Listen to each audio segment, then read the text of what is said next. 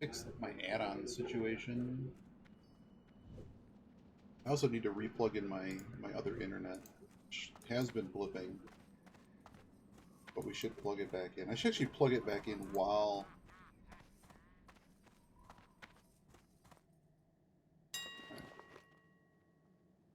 this is scanning.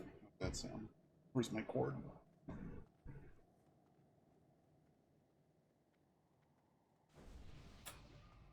Plug that sucker back in.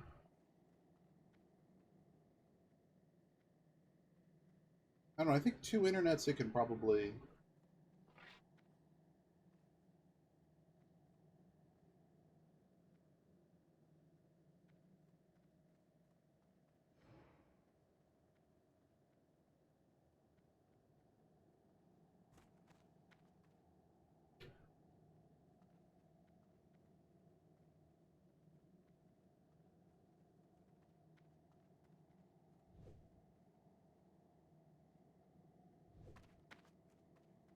Oh, we gotta move this over. So yeah, we kind of... This guide... I'm not saying it all fell apart, but I don't trust the guide anymore. I don't trust the guide anymore. Oh, cheap copper. Really cheap copper. Give me... Oh my goodness.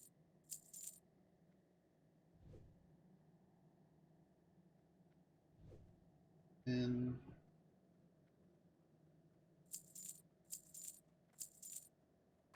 31. How's the price of 10 bars cheaper?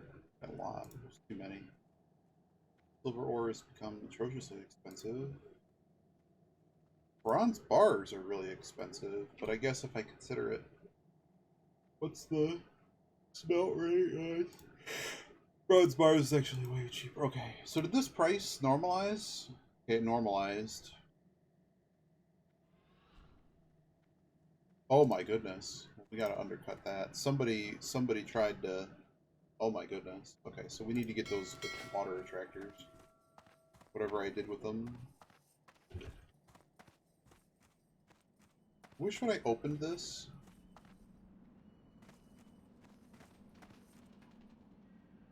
Is there a button that, like, takes focus?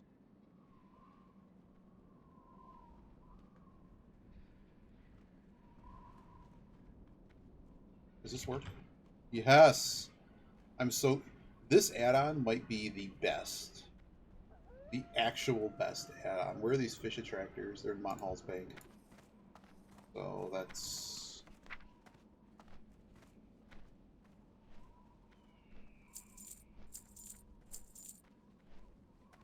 Can I, like... Are we at the point that I can just take everything out of this? Take everything. May not have the space, but I'm gonna try. Inventory is full. I can't carry any more. Do you have time? Some. Can we buy a mine? Backslide. Backslide. Okay. Oh. Strength. They have 24 spots. What do you need? Yeah. Yep. Yep. Yep.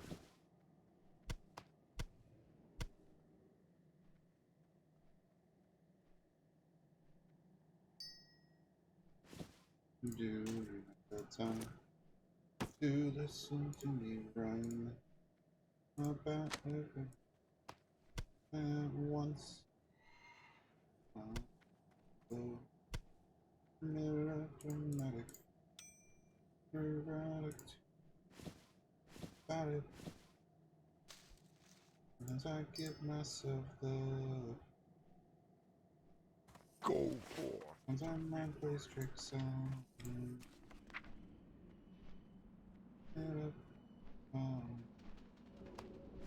Am I just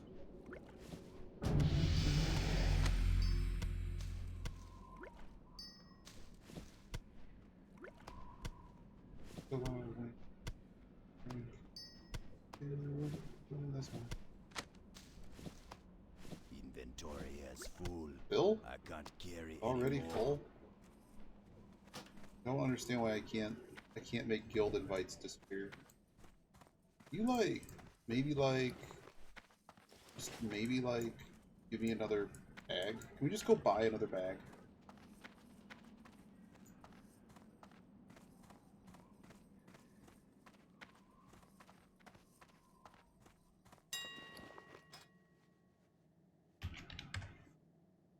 Oh man, the price of these are 10.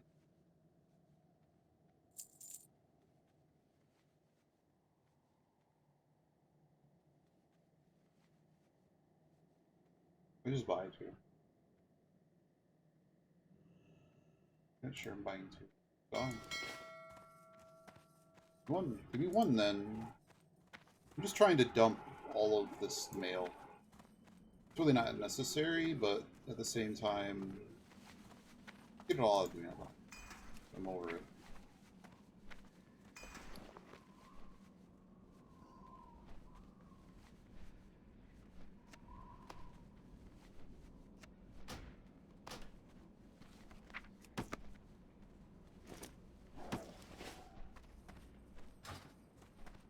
I have 8 more bag space. Then lets me get and honor.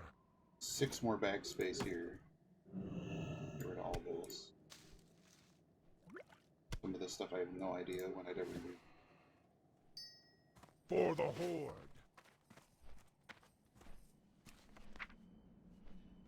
Alright, we got 17 more slots. Is this enough? I'm gonna go with no. But I'm gonna try. Yep, it's gonna run out. Okay, this was all a terrible mistake. I've still not even gotten the other garbage. So some stuff's gonna get sent back to my other tune. Like for instance, the these guys, these guys, these guys. Watermelon.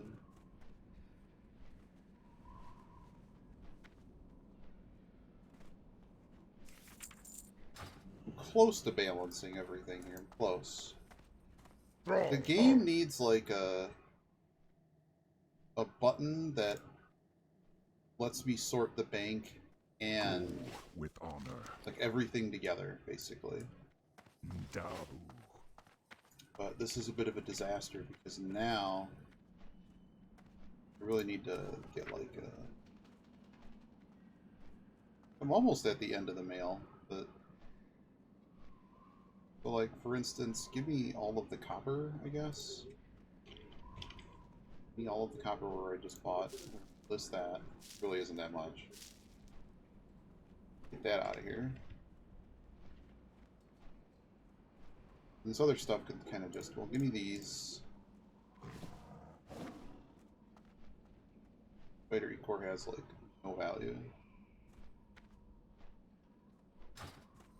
Wait. In ore. Uh-oh. There's in ore as well.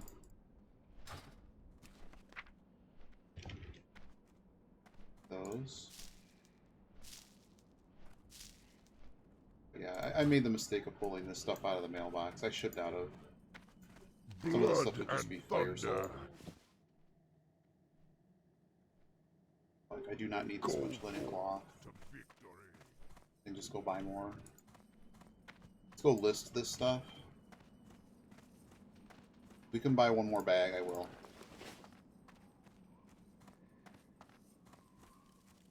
Just recover some of this lost space. I messed this up. That works. Dump that.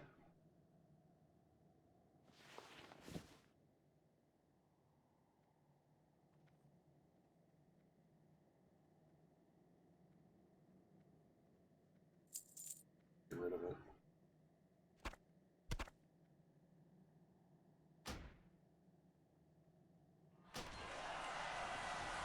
More expensive to vendor that.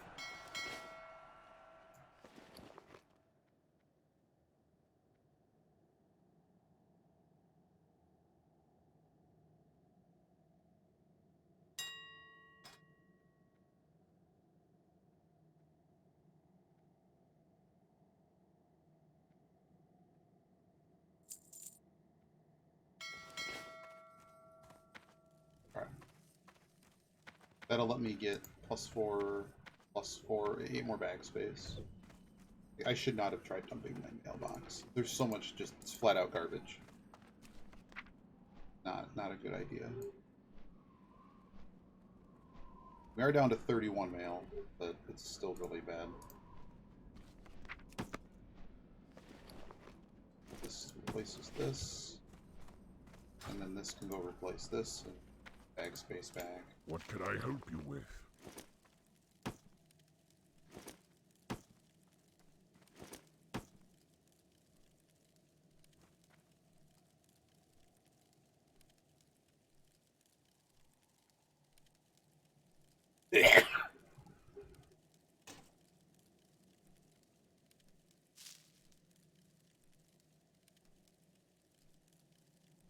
Strength.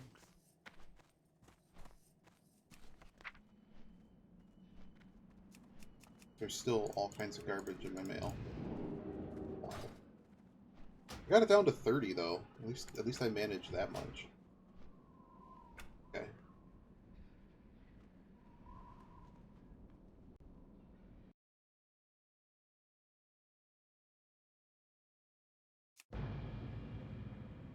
Did we log out in a town?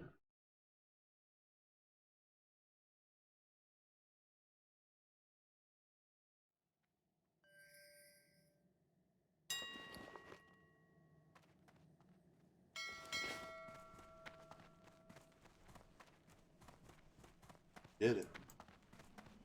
Yeah, because we made the executive decision that a lot of this questing was just bad.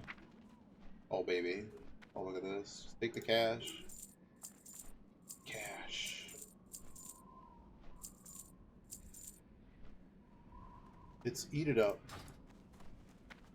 It is eat it up. I should not be awake, but I am.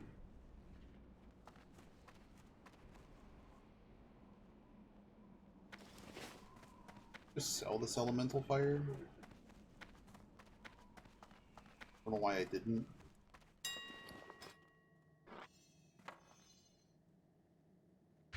Sure.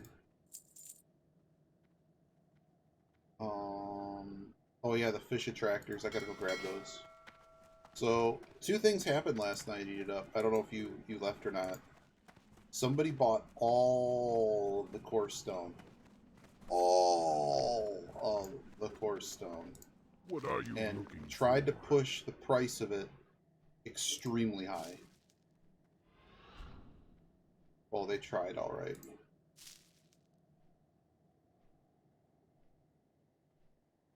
Yeah, give me. For the horde. And somebody this morning, when I checked, it appears that all of the aquatic fish attractors have been purchased up to nearly 10 silver a pop. So we're going to list these and hope we get some sales. Packs of 5. Beautiful. I can make plenty at that price.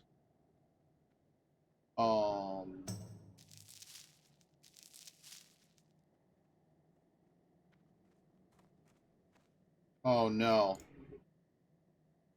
No, Eat It Up. What are you doing? What? No.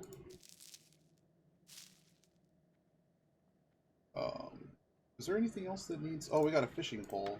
Dump the fishing pole.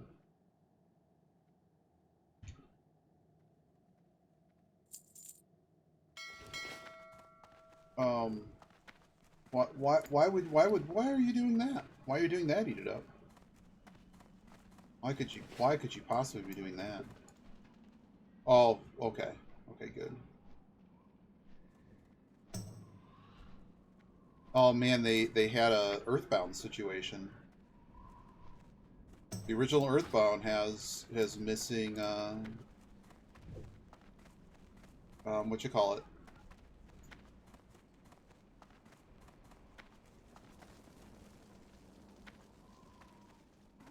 The game has missing, you know what I mean. I got arrows before we leave. I gotta buy more arrows. Don't have to get arrows, but we're here. You know what I'm talking, there's actually like a missing part. Nice. Very nice. It's very good of you to do that. I like that. I like hearing about that. If you've not checked out the cutting room floor for original Earthbound, is it Earthbound? There's a couple games like that that basically are missing pieces of audio.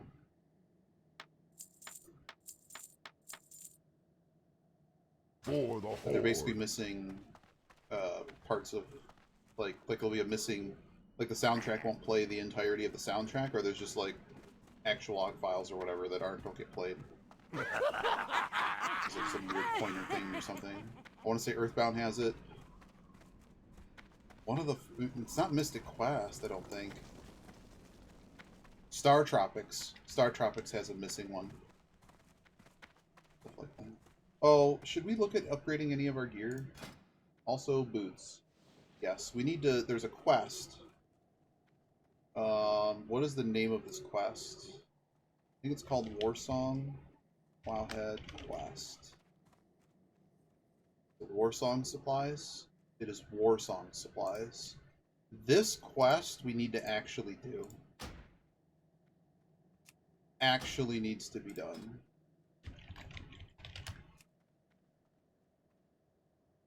Player is eligible for this quest. Starting, so Lock Okar. We need to find Lock Okar. So, okay. I really didn't want to have to go back there, but we're going back there. Reason being is that this quest is basically, for a very long time, the best in slot boots we could ever possible. Really didn't want to go back. Going back.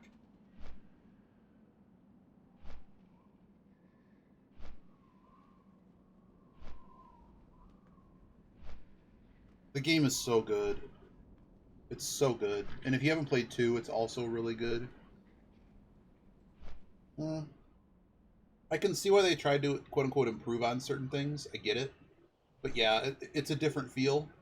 I found the story had a more campy charm, and it was okay, but I really liked... The first one felt a little bit more mysterious than I was playing an RPG, whereas the other one I was basically playing through, like, a specific type of a genre of book known as, was it historical fiction or something, where they place you in a historical thing, but it's like it was a really big thing for kids. I remember there being a lot of book series that were based on planting a fun, lovable character in a tumultuous time, which in that game is not tumultuous, but you know what I mean.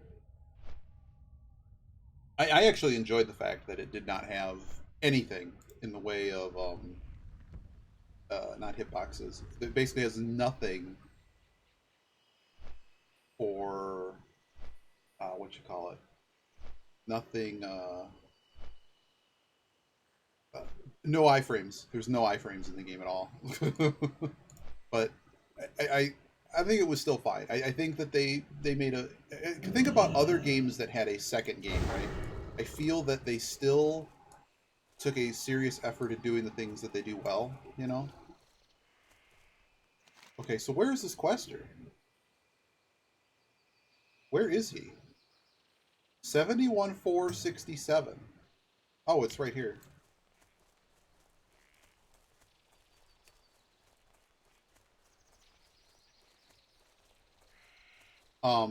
We had overnight 2 major players got bopped. Peekaboo and this one guy who's doing quote unquote solo self-found monk edition. That gold! Oh my goodness, we gotta get that before anybody else does. What do you need? Before anybody else does, we need to get this gold. This gold, I can't find it. Oh. I'm out of range. What's the number on it? 155. I'm so sad right now. Oh, I'm so sad. Alright, how do we do this stupid Warsong quest? Oh, we can manage that. We're actually going to completely abandon everything we're doing. We can go do this quest. So, the reward for this quest is... Actually, let me show it. It's really good. These boots, first of all, they're blue. That should indicate something to you. 8 agility, 6 stamina. I'm currently wearing like 2, 2, and 2. Very, very big.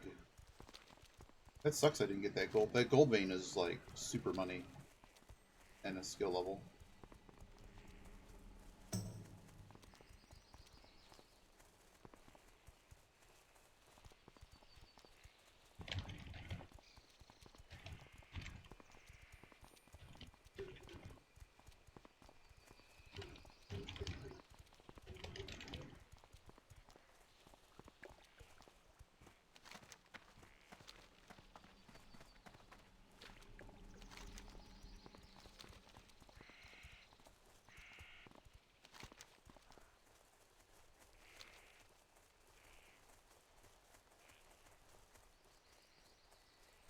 We almost got bopped here last night. I had to hit target dummy. I guess it really isn't getting bopped, but pet went down. There were a lot of scary things that happened.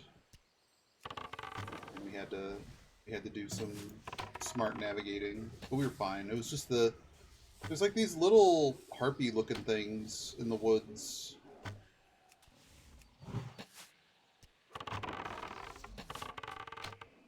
And they basically were a disaster.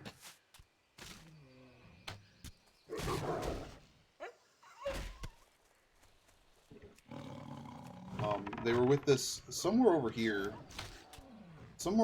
or something, and we had to like leave the road, and basically there were a bunch of these little pixie things, and they were near this named bear.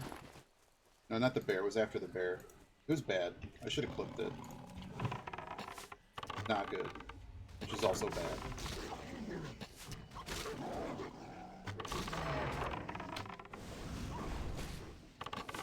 But it could have gotten a lot worse. And I managed to get away and got the pet back up. Even got the mob. Even just turned the fight around and got the mob, so I guess in the end it really wasn't that bad. But...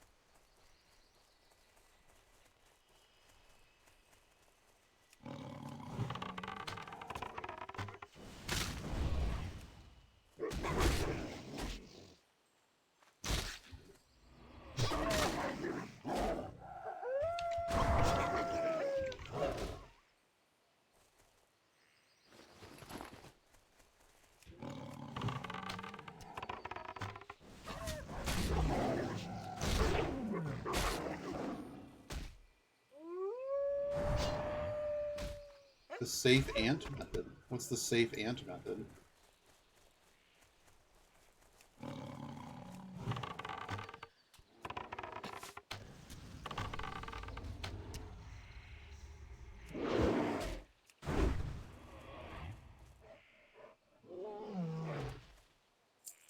Oh man, that is the ant method, isn't it?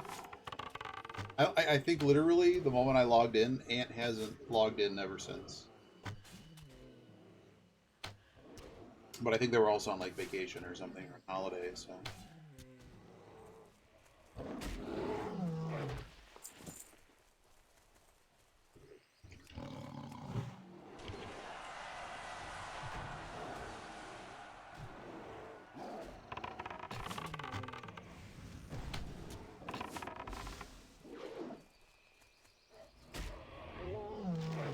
Oh no, Shredder operating manual pieces. Well, we're actually low on mana regen, aren't we? We should have bought more. Do you like my character? I didn't stick to my character naming convention for everybody. But I couldn't come up with a character name I liked, and then it's funny that I think all of my serious WoW characters, their names have started with M. There's literally no reason for that. It's just one of them was Manzan, which is a character from the Forgotten Realms. I just thought the name was really cool.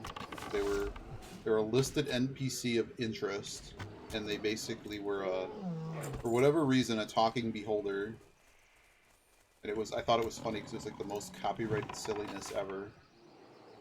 I'm just gonna use TSR as a beholder that they'll sue me over. The name was just a really interesting spelling. Like, alright, I'll use that, because this thing sure as heck isn't giving me much. Like all their random names. Like, if you want a random name, I'll give you a random name. What does he have for a bonus? Why can't I see what it is? I'm assuming it's the strength of Earth. So do we just continuously kill these things until the weapon appears?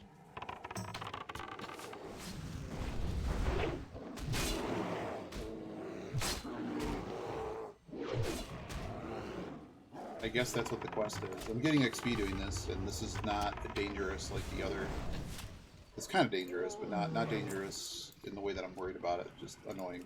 We have to, because I think a couple of these pulls might actually be combined, or at least they're kind of on top of one another. You almost got a old D&D stream today, but too many things. It keeps coming this problem that there's too many things going on right now that I have to focus on. So then the issue. Build the den watcher. I'm trying to find these supplies. Also, blueprints. I think they announced the date, and basically the date is we're soon, very soon. I wonder how many of these I have to bop in order to get the supplies. What do you think? How many is it going to take? Is it a low drop on purpose?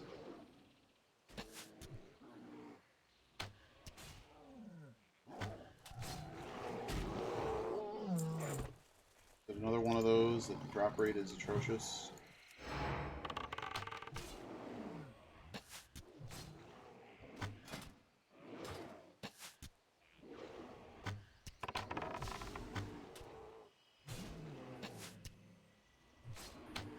Okay, so whatever is on this,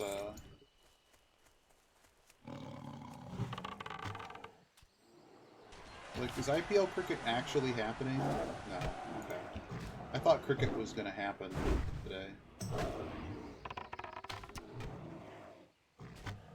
Old choice problem. It's just that there's a lot of things besides office stuff that are requiring basically like that coding analytical mindset. And basically it makes me, I mean, I also have to write shows. Been writing shows. But essentially, it's just that there's a lot to do, and a little bit of depression mixed with, you know, I gotta make sure that the time that I have, that I'm really feeling it, that I utilize that as much as I want to play games. Which also helps me relax. Hey, we got it! Okay, this guy's gonna pull. Alright, so we got this pathfinding rope. Now where do we go? We got, well, not Satyr. We gotta go over here somewhere. Somewhere over here. I guess I'll just read. I guess I'll read. I'll read it again. Quest is to go do what? Find a rope. Well, we found the rope. What else needs to happen then? Saw blades, axe shipment, and oil. Huh? Oh, we have to get to Booty Bay. How hard is it to get to Booty Bay? Where is Booty Bay? I haven't been to Booty Bay in a while. Dustwalla? Oh. Harris? No. Is it other... It's Stranglethorn Vale, right? Oh my... That is what I needed.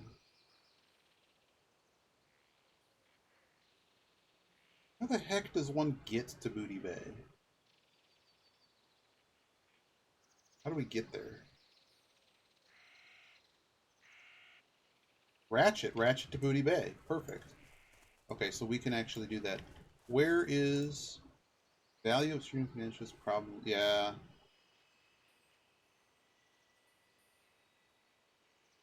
Yep. Yeah. Well, you know, I've never really. It'd be cool, but that's also like, you know. Where's the oil in the axe shipment?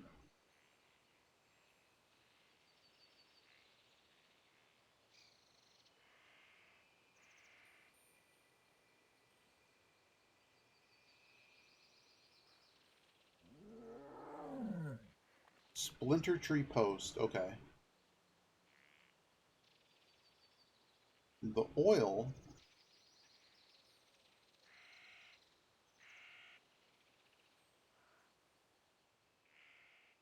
The satyrs intercepted the delivery of oil and are now using it in Night Run.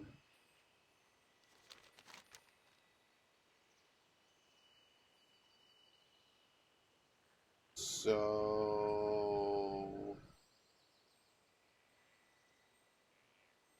we go back to we go to the satyrs. Either version of the satyrs. We'll kill some satyrs.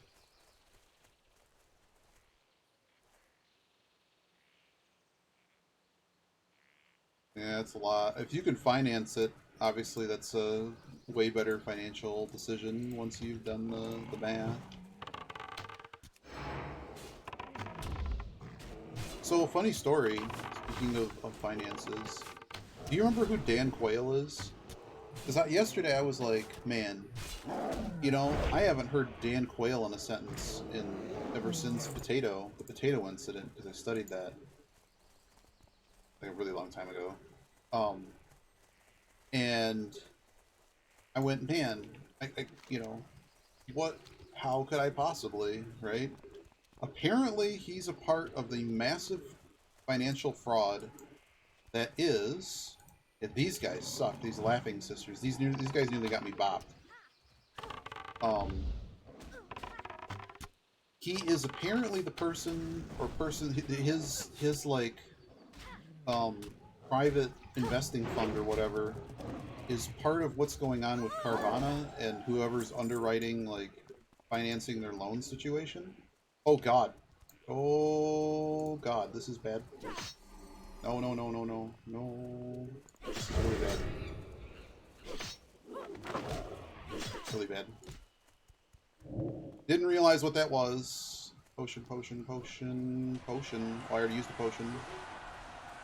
Oh god. Am I out of combat at least? Shit. I'm fucking flagged too. Are they still following me? I'll log the fuck out.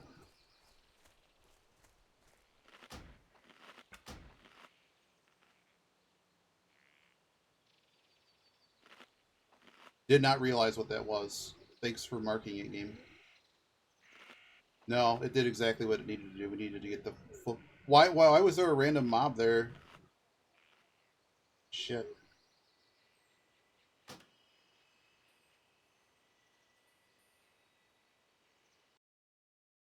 I need to figure out where the hell it is I'm going.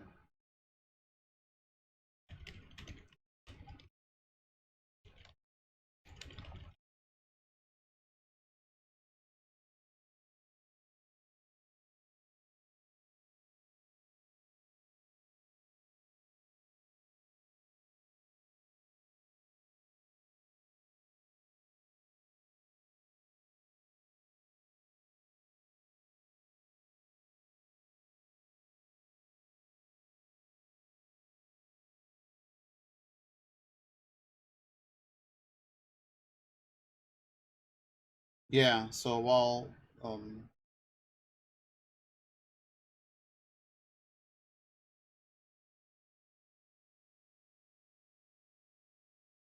So we log back in, and we hearth and wait in town.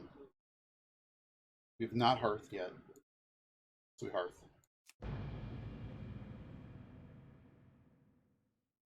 So dumb. But just what's the fast way to safety? And I'm like, do we unstuck? Hearth. So dumb.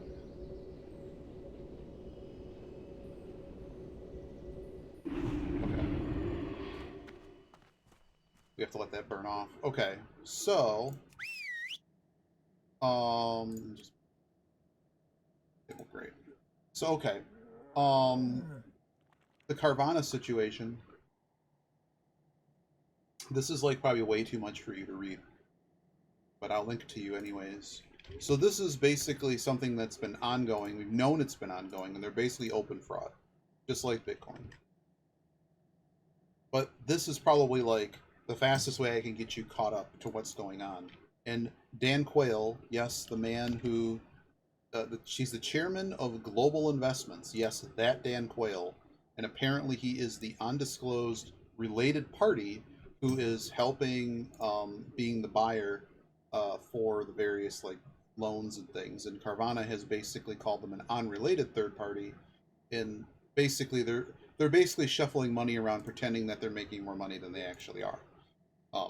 This company is pretending that they're making $3,500 per sale on a used auto. Now, this has all kind of been an open secret. It's just that these guys are basically heavy short sellers, and whenever they take a position, they post reports like this to basically push the price down.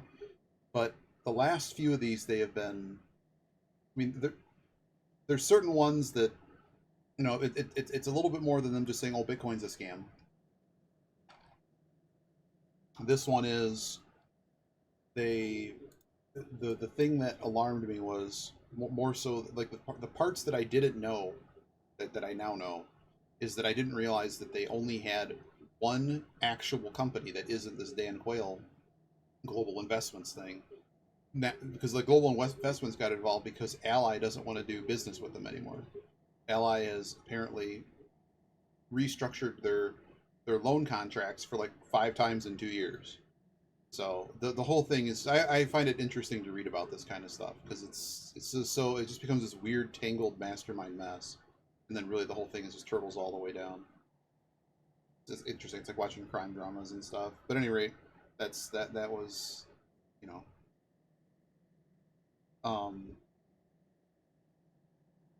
seems like all the big yeah, and that's the thing. It's difficult. Like, I don't know. That's one of the things with like stream growth that I just want to, you know, for the stuff that's like produced content, I just want to put on a good show and make it be fun. And there's a lot of stuff that I know, and it's just I don't want to ever feel like it'd be fun to be. I guess the problem is it turns into a job, right? And then you have to consider what's. I don't want to ever do anything that like hurts people or is dangerous to a fan base, right? So like the problem is you know, you understand how all these algorithms work. The whole thing is about sowing discontent, coming up with all these weird, friend. you know, weird theories and, you know, putting on controversial people and basically just no goodery. Like the more popular you become, the more you have to cater to people who essentially, in a weird sense, want to be lied to. And that I've always felt has been a ceiling on exactly, because it'd be nice, like even for like the shows and stuff that I do, I don't really get a lot of like the few people that have given like monetary support to it to help keep it running is very nice. And they sort of, you know, like there's certain, you know, certain people that just get it, right? And it's just there really aren't. There's not a ton of people like that. It's sometimes a little bit depressing, but oh yeah, we used one of our sticky glues. We probably were bopped if I didn't sticky glue.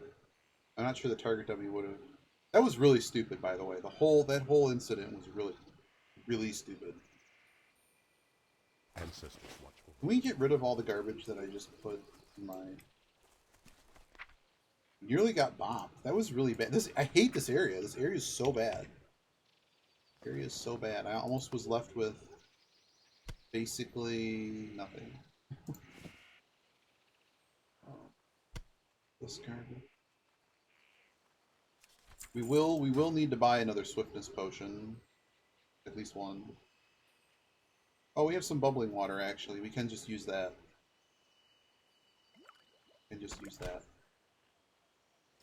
But yeah, I mean I could go on and on. We no longer flagged. Alright, we're no longer flagged. Let's go. Yeah, let's go fight some satyrs and don't just walk into a PvP zone. So dumb.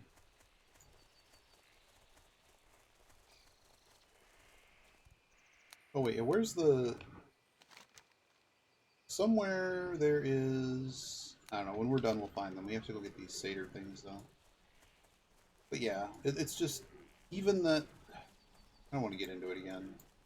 But just that whole situation with Brood and stuff is just... I don't know.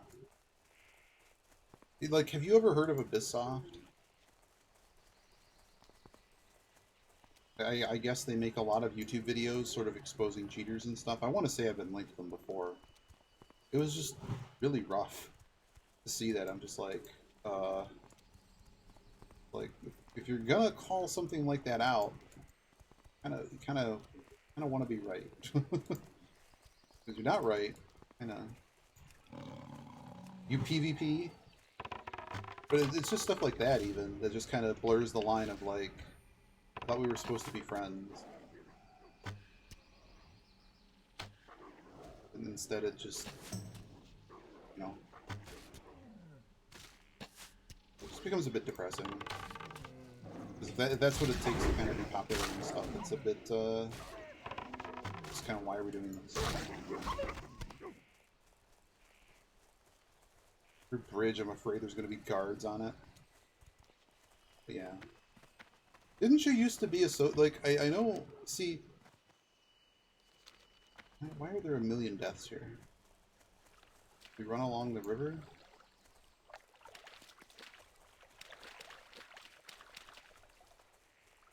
Didn't you used to do shows on, like, RGL and stuff? Wasn't that a thing at one point? Or am I wrong?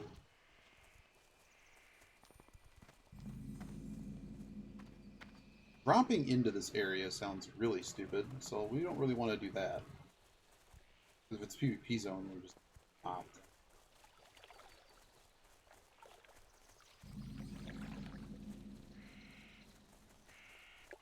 What are you? I just see what these are. These are level 29 demons. Let's fight one. You have a move? Gift? Doesn't say what it is. Pet, please pick him up. I just remember at one point I thought you did like a show or something.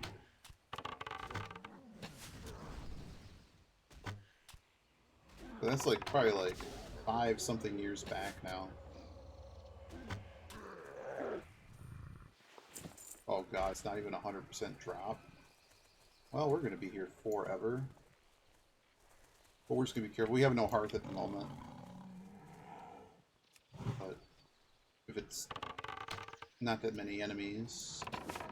But why are they showing up? What are they even marked as? They're marked as demons. And I'm assuming the only thing I can't track are demons.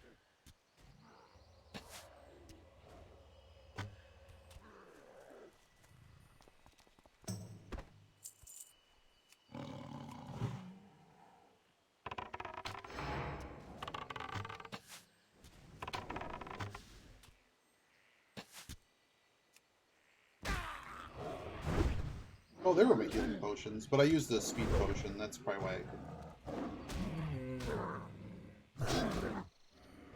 That's charge in.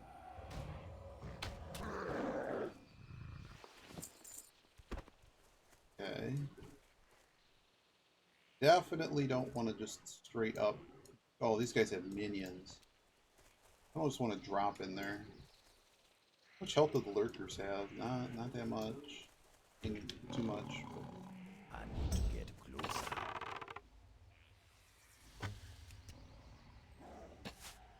So why is everyone getting bopped over here? there a pat? Looks like there's a pat, actually.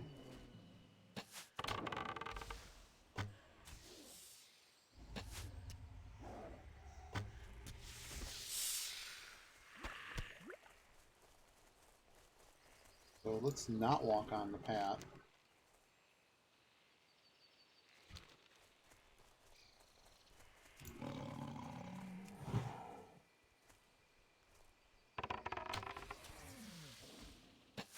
You get a growl, pet? For real? Can you please growl? Jeez Louise.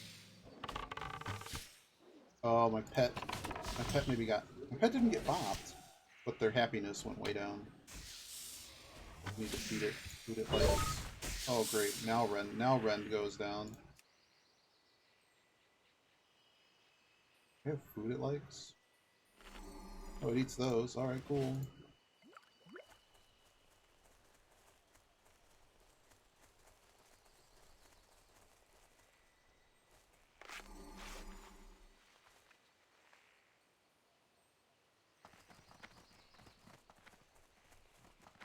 Okay, I think we can get in here.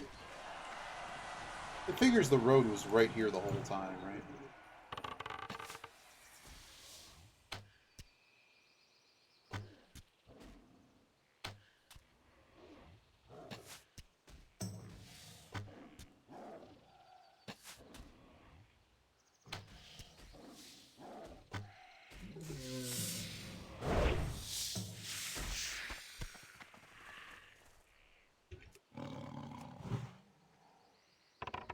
It's Curse of the Bleak Heart. Doesn't tell me.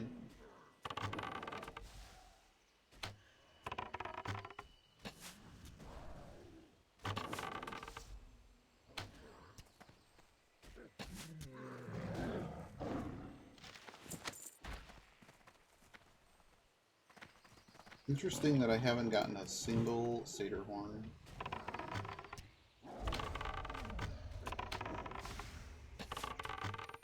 Pet is taking an obscene amount of damage. Maybe he just started the combat with not a lot of health. What is happening here exactly? Can you pull? Can you please pull aggro? Anytime you want to pull aggro, I'm in. Jesus. Thank you.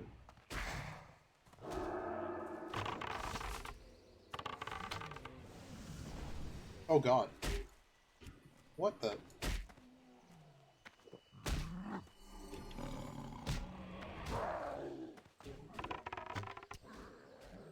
I don't quite under... Oh, there's... Okay, now I know how people are getting bopped. There's invisible enemies here. Can I just get the drop that I need to get out of here? Can I just have it on one? Okay, another shredder manual.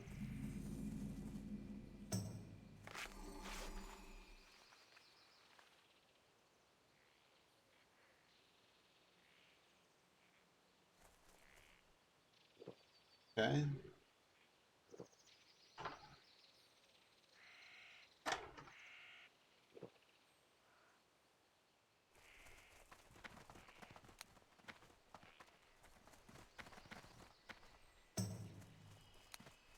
It's too far away. I'm just gonna pull very, very carefully here.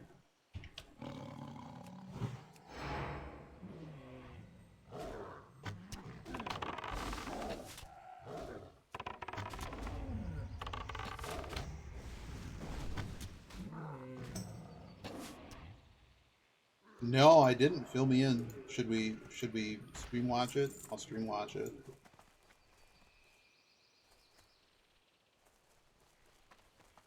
Not having track demon is really, really annoying.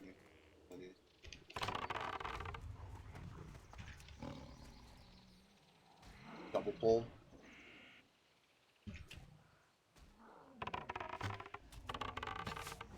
Come on, dude. You need to actually... Please attack a stupid minion. Correct one.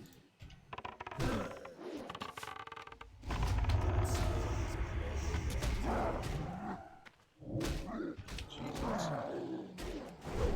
Potion's up. We'll be okay. That's just getting wrecked, though.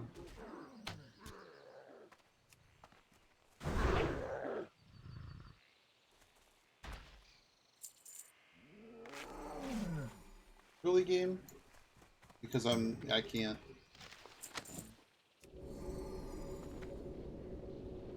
It's about the same as bandage, to be honest.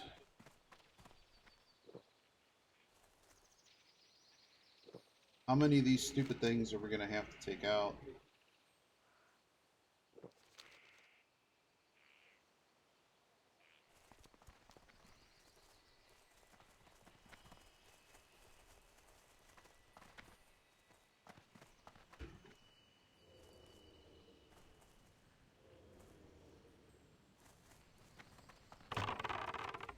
Oh, this isn't even the right quest. I'm so stupid.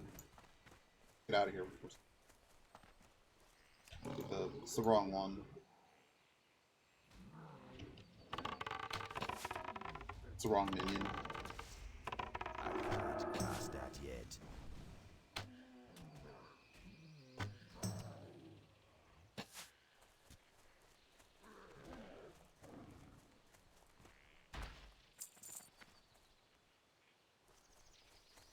Somehow have to get to the supplies, maybe?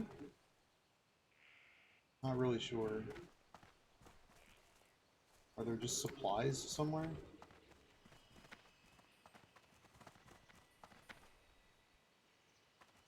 There's an invisible one right there.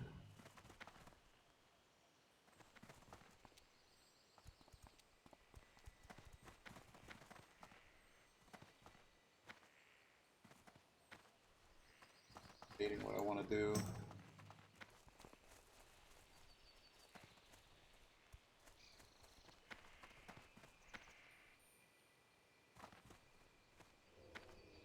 Oh, that is entirely the goal. 1000%.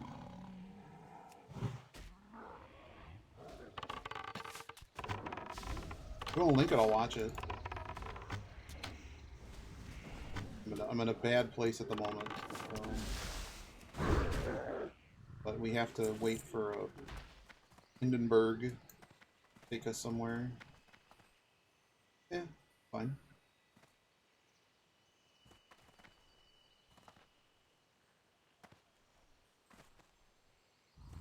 Nope.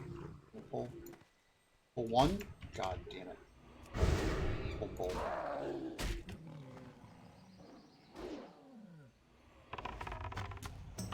That's still recharging.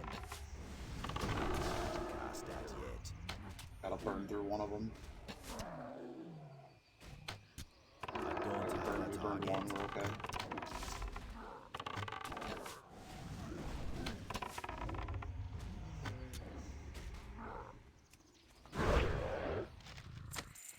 Stupid shredder manual. Hey, free. Hey, we got one satyr horn.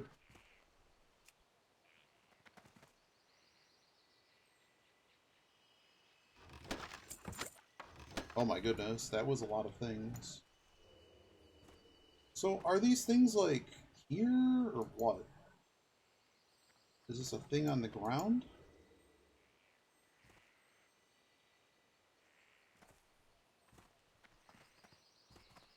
Being careful here.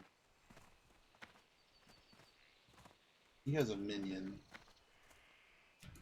You just kind of go on this guy. Come on, Pet. What is happening? Pet needs to attack. I don't care if I have to log out after getting the item. Get away from that. Inventory is full. Don't care. Do not care. Why is my pet being an idiot? Is he like stuck or something? Oh, he's stunned. Oh. Alright, so are there supplies here? Are. So it looks like they're a ground drop and they can just appear.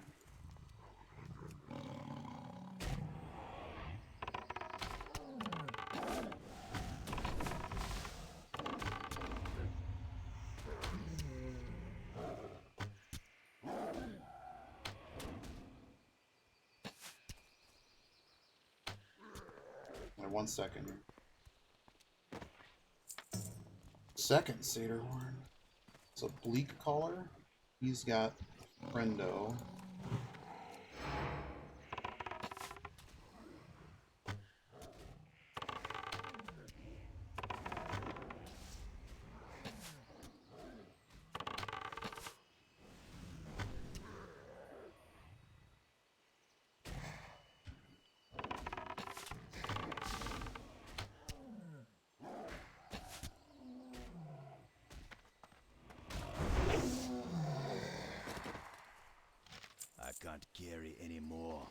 Anything I have that's just straight garbage. Not have the thing. Lesser shadow resistance. Okay, garbage. Might as well give me the other manual page. We'll get that. But yeah, hopefully it'll be something I don't already know about it.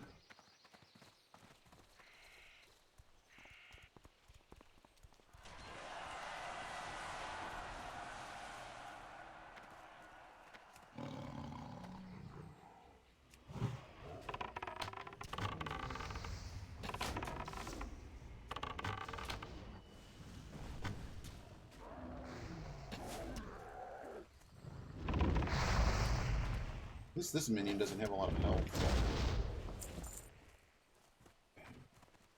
Oh, my door open. No reason whatsoever.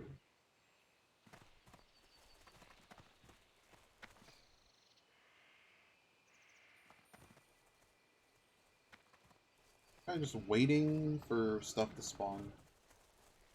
Because if it's telling me that there should be a spawn here, I want it.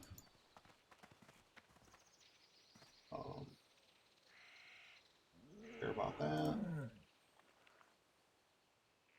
War songs? Wow.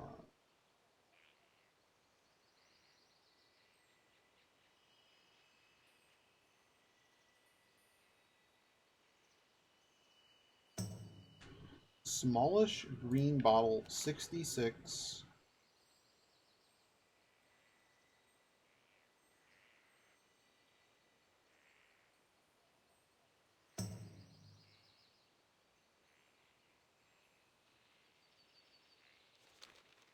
Okay, so we're basically looking for a little tiny bottle. Little tiny bottle.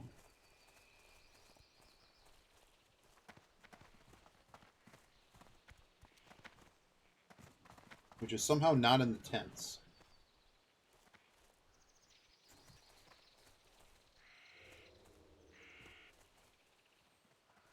Only really gonna go after if I see one.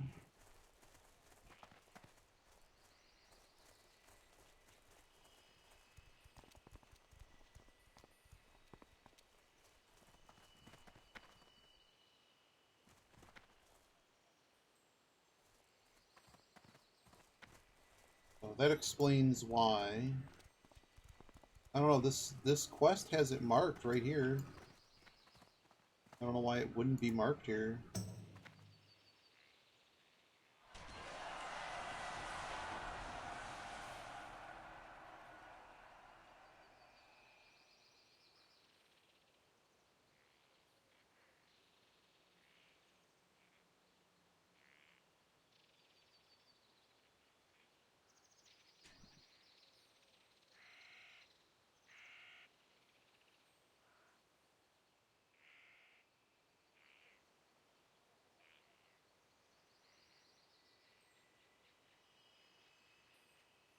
Definitely here.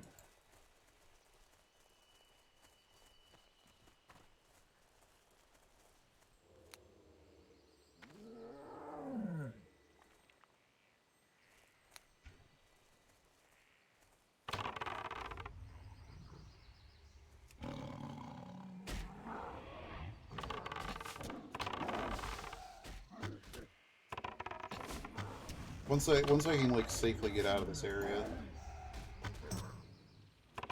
Having trouble finding this oil is becoming annoying.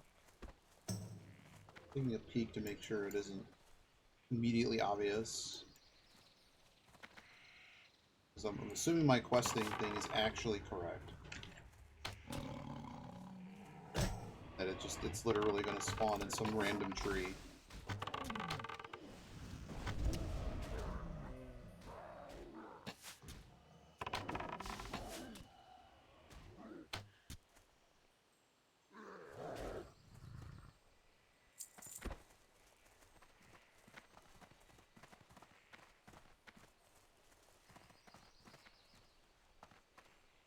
And you can see the little gear icon.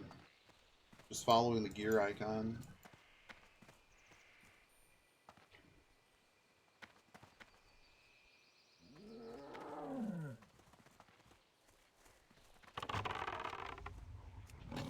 this guy. What? Why did you... Stop attacking. That spell isn't ready yet.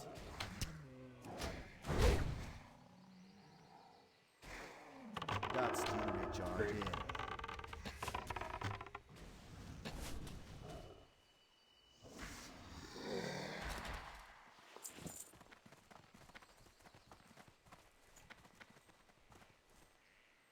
Making sure I'm not missing it. Because it's basically, it's just a little bottle of thing that is interactable. But it really doesn't appear to be here.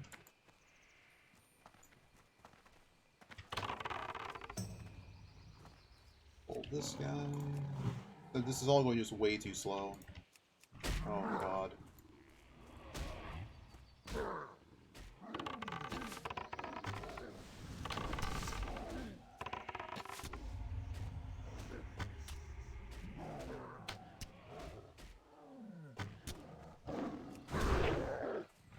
Inventory is full. So I want a mutton chop, I don't really care. Making sure I'm not missing it. Making sure I'm not missing it. Because it would basically, it just makes more thematic sense for this to just be inside one of the little tents. That's all.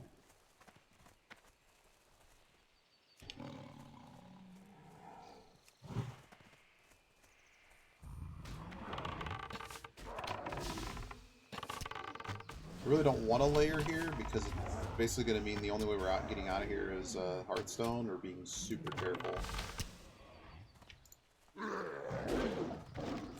Oh great, another page of this manual. Can I just go buy them? Oh great. That spell isn't ready yet.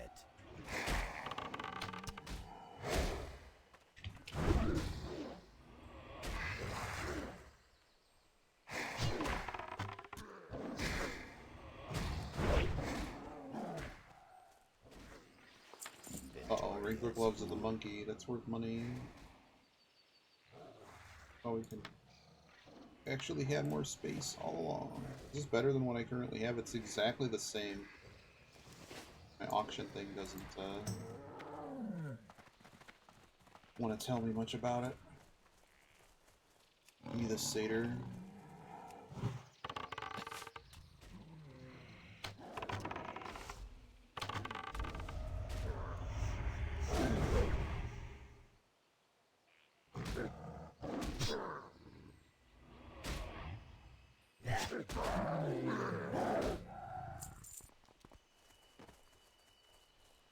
There, was that it? Oh, no, it's a corpse.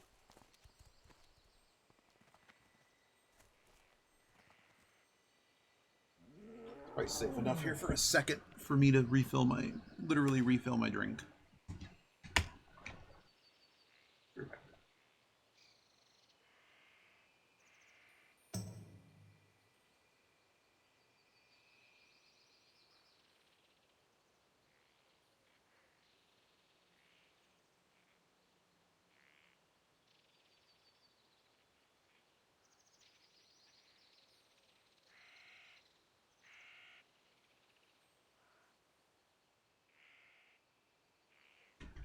All right.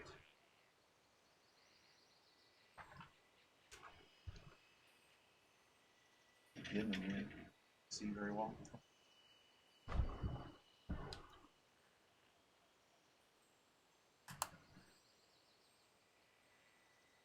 Ah.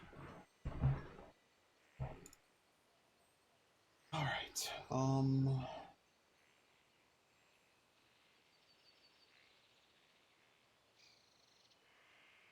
Okay.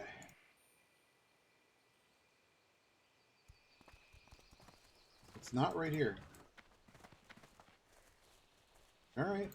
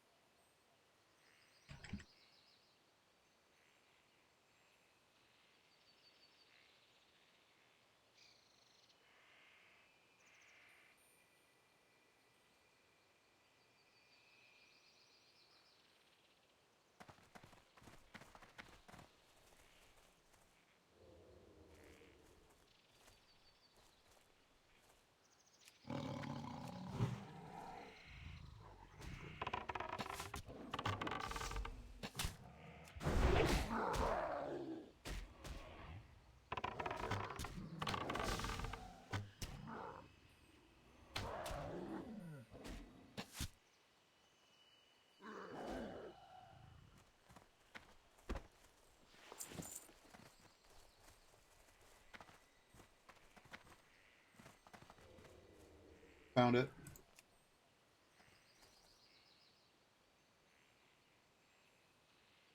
I can't carry anymore.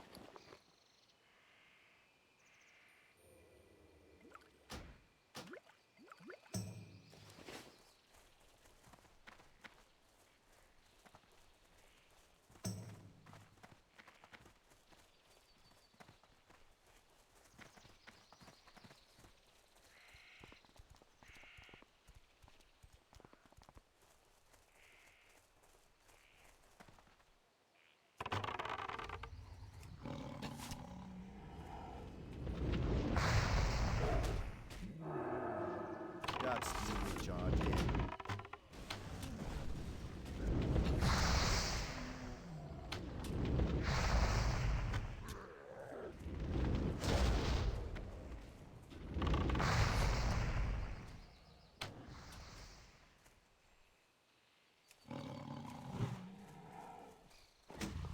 Inventory is full.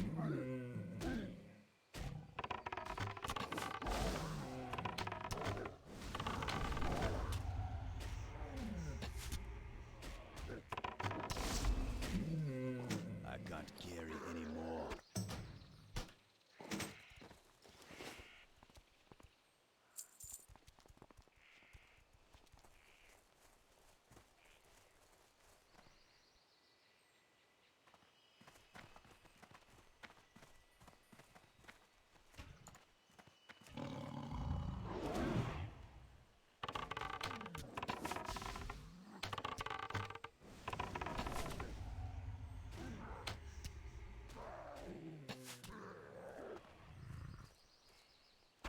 Inventory is full.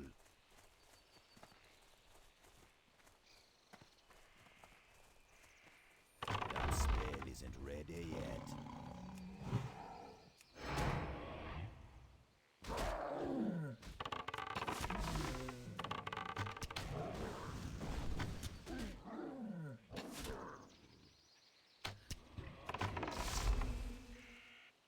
I need a target.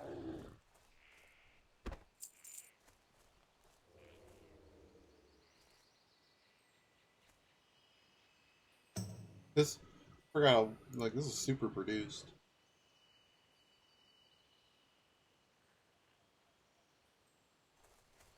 Got steel recharge in.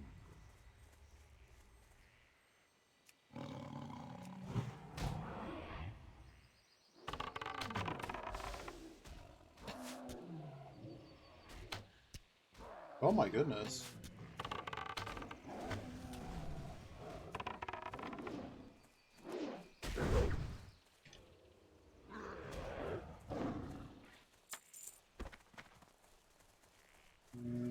That's...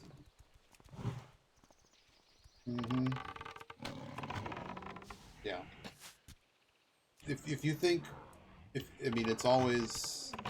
It's all about optics now.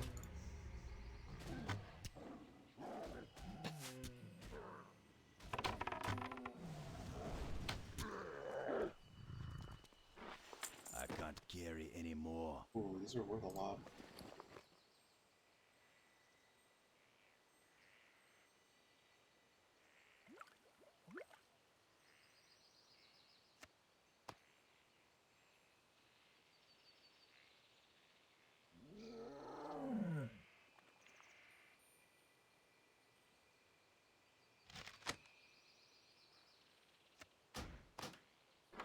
What? Oh my...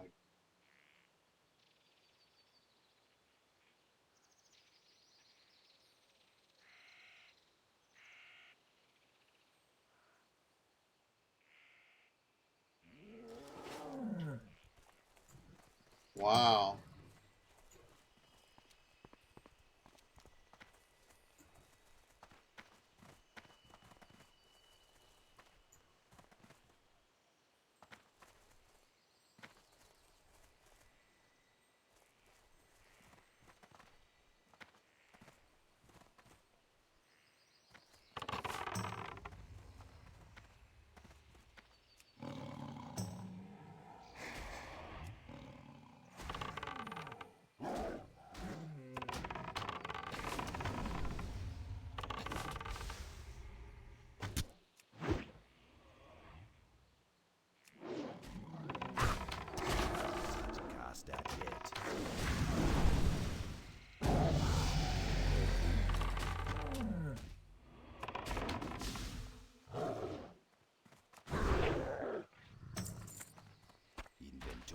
was full.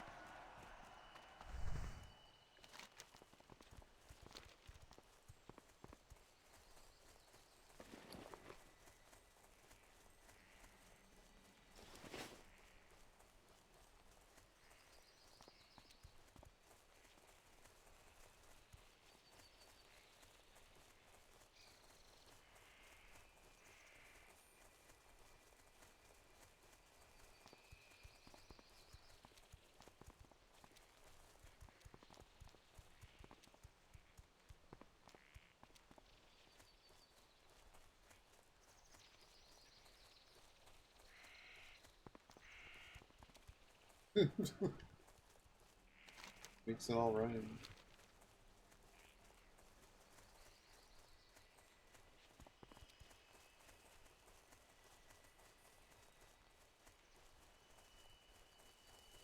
Mm-hmm.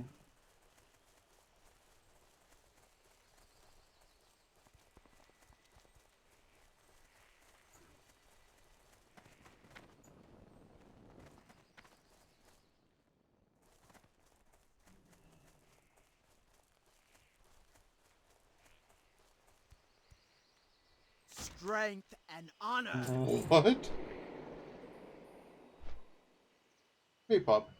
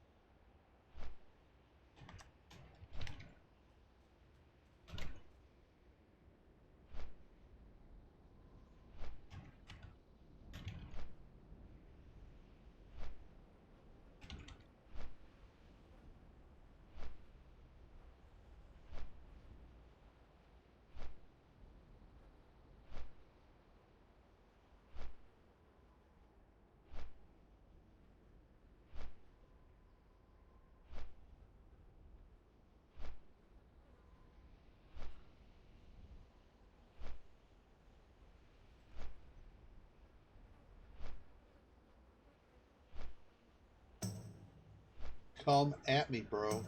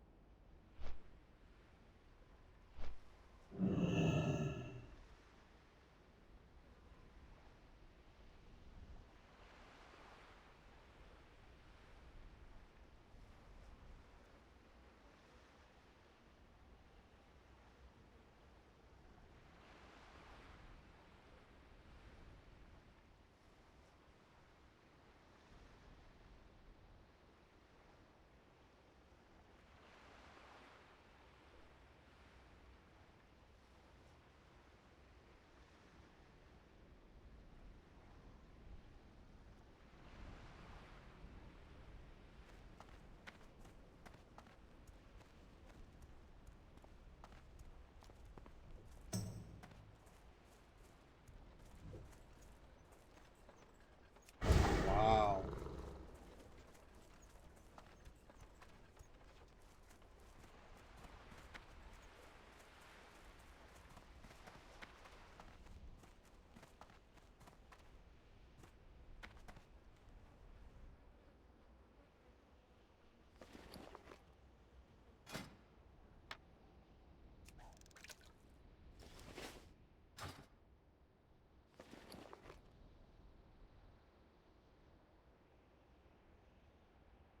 Really? There is an upgraded toolkit You know, that Ant, comes that's with a why we brushless have you. drill. So I swap it out, I get what I want, Ant. and that's why I love Bespoke Ship's Post. not here, right? Only get what you want at a great price. Who's a vendor? Get with Bespoke Post. Sorry, we were actually in a really dangerous situation. So, I got a little... I'm not gonna lie. Switching to Mint Mobile, was it life-changing? No. Was it smart? Yes. Oh... I'm not on my parents' plan anymore. I'm not hiding in the bushes. What the? No one was here when I was... This YouTuber called Grim, who lives in Norway. Yeah. We work times about like various things. So he's Time is money, he's friend. one of Killian's main advertisers. He's made at least $6 million from blatantly promoting this scam. He's basically, for many years, he's been streaming like every day, playing on CS:GO role and making Have a YouTube good videos one. there, just blatantly scamming his audience and making tons of money. And he has this like kind of like has this mansion in Norway where he has like his Lamborghinis parked outside. We gave these flyers to like the full town. The full town got these flyers that has Grim's face on it, and it explains like how he's made his money by scamming people. He just admits to it. Oh, he takes credit for a lot more than that. It's what happened just a month ago now, when they sent 18 people to show up at my city, outside my door, having a quote-unquote protest. Wait, 18 people to your house? Yeah, there was 18 people. And this is, to be clear, a competitor casino to the one you're working for. Yeah. Is harassing is the only word that comes to mind here. Well, I don't even know if it's. I mean, what was it? What do you think it was? Was it Well, intimidation? What was it? Oh, it was definitely intimidation as well as harassing. Because, like, obviously when they show up at my house, they make it incredibly difficult for me to be here because they're gonna be right outside my house. Like, again, I live in Norway and our rules are way too nice. Coffee, I'll admit it. It's a little bit more than an internet.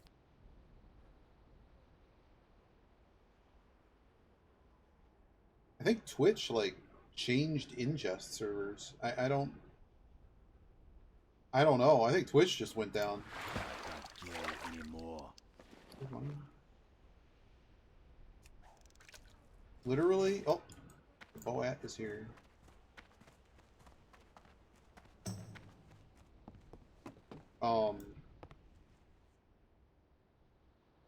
Just waiting for it to stop. It literally went to 0. I'm wondering if it was my other internet. We're currently plugged into 2 internets, but I'm assuming only one is being used. But if one goes down, it tries to flip Tough over guy. to the other. These are mafia tactics. It's insane. I mean, Monarch is still trying to Good say job. this is all fair game. Yeah, so we did this funny protest one day. We sent the cute little cult.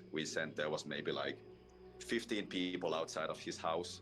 I should be doing with that. the infamous Sticky Hand, who claims to have lost his house to CS Girl scam. Okay. It's Sticky Hand! I'm a Calden because CSGO rolls at my f***ing house! Grim, I'm coming for you! Killian, I'm coming for you! Give my house back! Give my house back! Give my house back! They were there, they parked with their like tents like outside of the house, and they had like microphones and they had the pitchforks and stuff. And they were just like marching in the neighborhood. And Sticky Hand did also. He went to knock on his door just to speak with him. I have to know say, it's, this is an insane level of harassment. I mean, I get This that guy you is scam sadistic. people and let's say he Or did was it- scam people. That should be left to law enforcement, Just not to like, you know. Y'all Just are the guy is basically, completely like, unhinged. video vigilantes, you know, going to his house. I saw Warren also posted something about like he'd pay money for someone to break into his house in Minecraft. That was a joke, or obvious joke. Yeah, that would be crossing a line. Yeah, I can agree. Somebody could say that this is like it might be pretty insane, but But that's how At the much same time, I think it's- you believe Killian has scammed people. Time is money, I think it Grant. goes to what you're, Yo! you detest good. this company so Hey, much. how you you think doing? Basically, it's worth the price to like We- for this war. so we have the numbers, we have the facts, we pretty much know exactly how much he has made from CSGO. We've had extensive conversations with Grim himself. We know that he understands exactly what he's doing. He's consciously scamming people, and we have consulted lawyers about this, and we are actually planning to take legal action. But the unfortunate thing is that there are ways how they can evade this kind of like legal justice, and probably there's not going to be real like legal consequences for him. And if there are, it's going to be kind of like, you know, years down the line after CSGO has exit scammed. That's sort of my problem. This is clearly harassment, but Monarch's not wrong that the people in this industry usually get away with it. But he's in the same industry. Well, exactly. And that's what kills his argument. Either way, this whole thing is so heated that both sides now think they're in danger. Let's talk about security. Yeah. Obviously, it's probably is shaking you up, made you rethink how much you need to protect yourself. Have you taken any steps to try to? Obviously, you said you did go to the police. They did nothing. What else did you do? Right now I have 24/7 security sitting outside. So that's the precaution I have currently. That's expensive. Yeah, no, it is expensive. It is. Like, I'm not paying for it, but yes, it is expensive. I've heard the figures. Who It is very paying? Who's paying for it? expensive. Squirrel is paying for it. Why can't you stay organised? I've experienced this myself, and it's called chronic impulse control, where you prioritise. So you got your rival casinos, and one is paying for 24/7 security for the influencer because an opponent casino is gonna go to their house and harass them and possibly do more. Yeah. So also like I'm genuinely scared for my life. I'm genuinely scared for my family, like because of this whole thing. Like I am with like huge security guards, and I need to be like super careful. I don't really like. I need to be careful where I move, and Who's the I fight need to be pan guy? super careful about like my location being doxed. Because I think he has all the reasons to kill me. So Do you think he would cross that line? As you said, you would never do that. Do you think he would? no, knowing him as a person, he's pure evil, has no morals. It would be literally plus EV to get me killed. So now I'm doing my best to, first of all, not have my location leaked, but also I have like significant security because of that. That has to be a serious expense. I mean, it's like 24/7 security is expensive, right? I mean, it's not cheap. Plus, also like have to take a bunch of like precautions for my family as well. I think I may be dying of what humans call irony. They're both scared? Yeah, everyone's terrified of Well, it. next, And traveler. it explains why people There's not involved opportunity to be wouldn't had want here to be if you're involved. Even clever just enough. recently, I heard another YouTuber has been getting the Monarch treatment. Flyers, house visits, confrontations. There it is. Who would want that? You, apparently. What's to do stop we get here? Monarch from coming Oh, it's after right here. you? Nothing.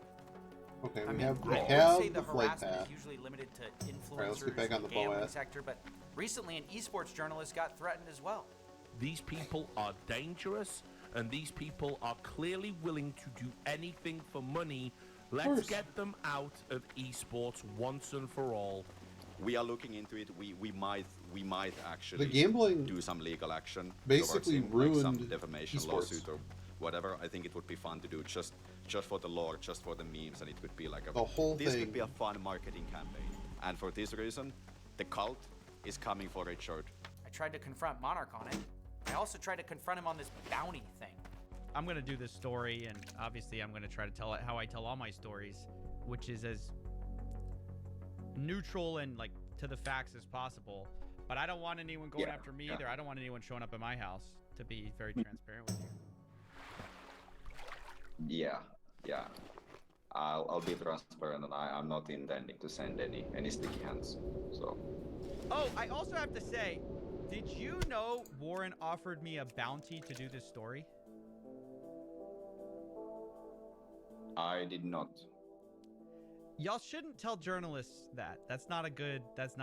Y'all shouldn't pay people to do stories.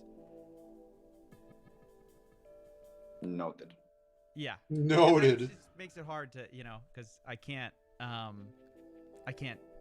obviously can't accept that. That would completely compromise everything I stand for. To be like, it'd be biased. It'd bias me towards your side if I was to accept that. Okay. Yeah. Good. I just wanted to address it. And I really respect your approach. See that you're a great journalist. Oh, how reassuring that someone you're making a video on likes you before the story. Yeah, I guess we'll see if he keeps his promise on that. But I also wanted to confront the guy who offered me $20,000 to do the story too. Let me guess. He dodged the question? Sort of. He said that he didn't know that I was a journalist and that I wasn't someone to offer money to. He also claimed that this industry has cooked him and that everything is money oriented. I mean, that part might be true. Oh, for sure. I mean, for all the talk about justice and scams, it's about money too. Just recently, Grim says he got this message. Monarch would stop the house harassment if he dropped CSGO Roll and took a match deal at CSGO Empire. So that's that then. You've had the villain the whole time.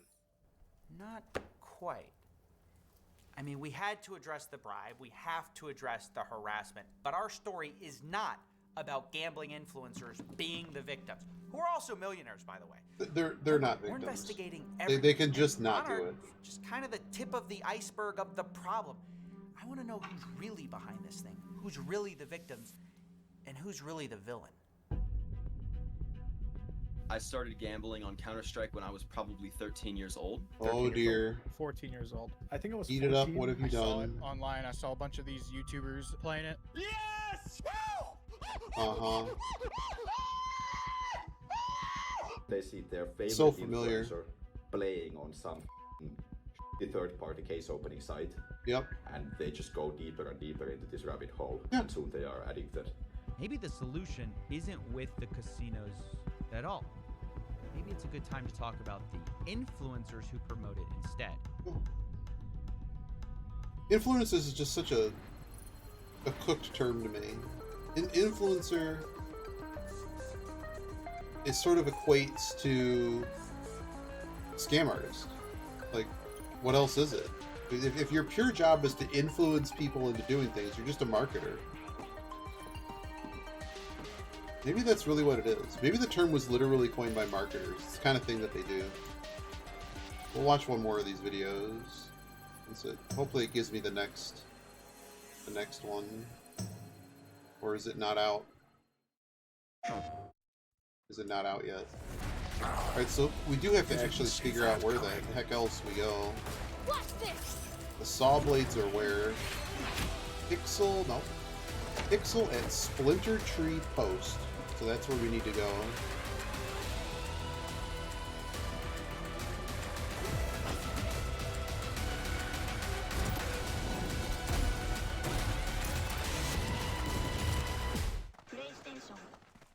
Carrying around extra fat is dangerous. This is how you get rid of it. If you want to drop this, start eating more.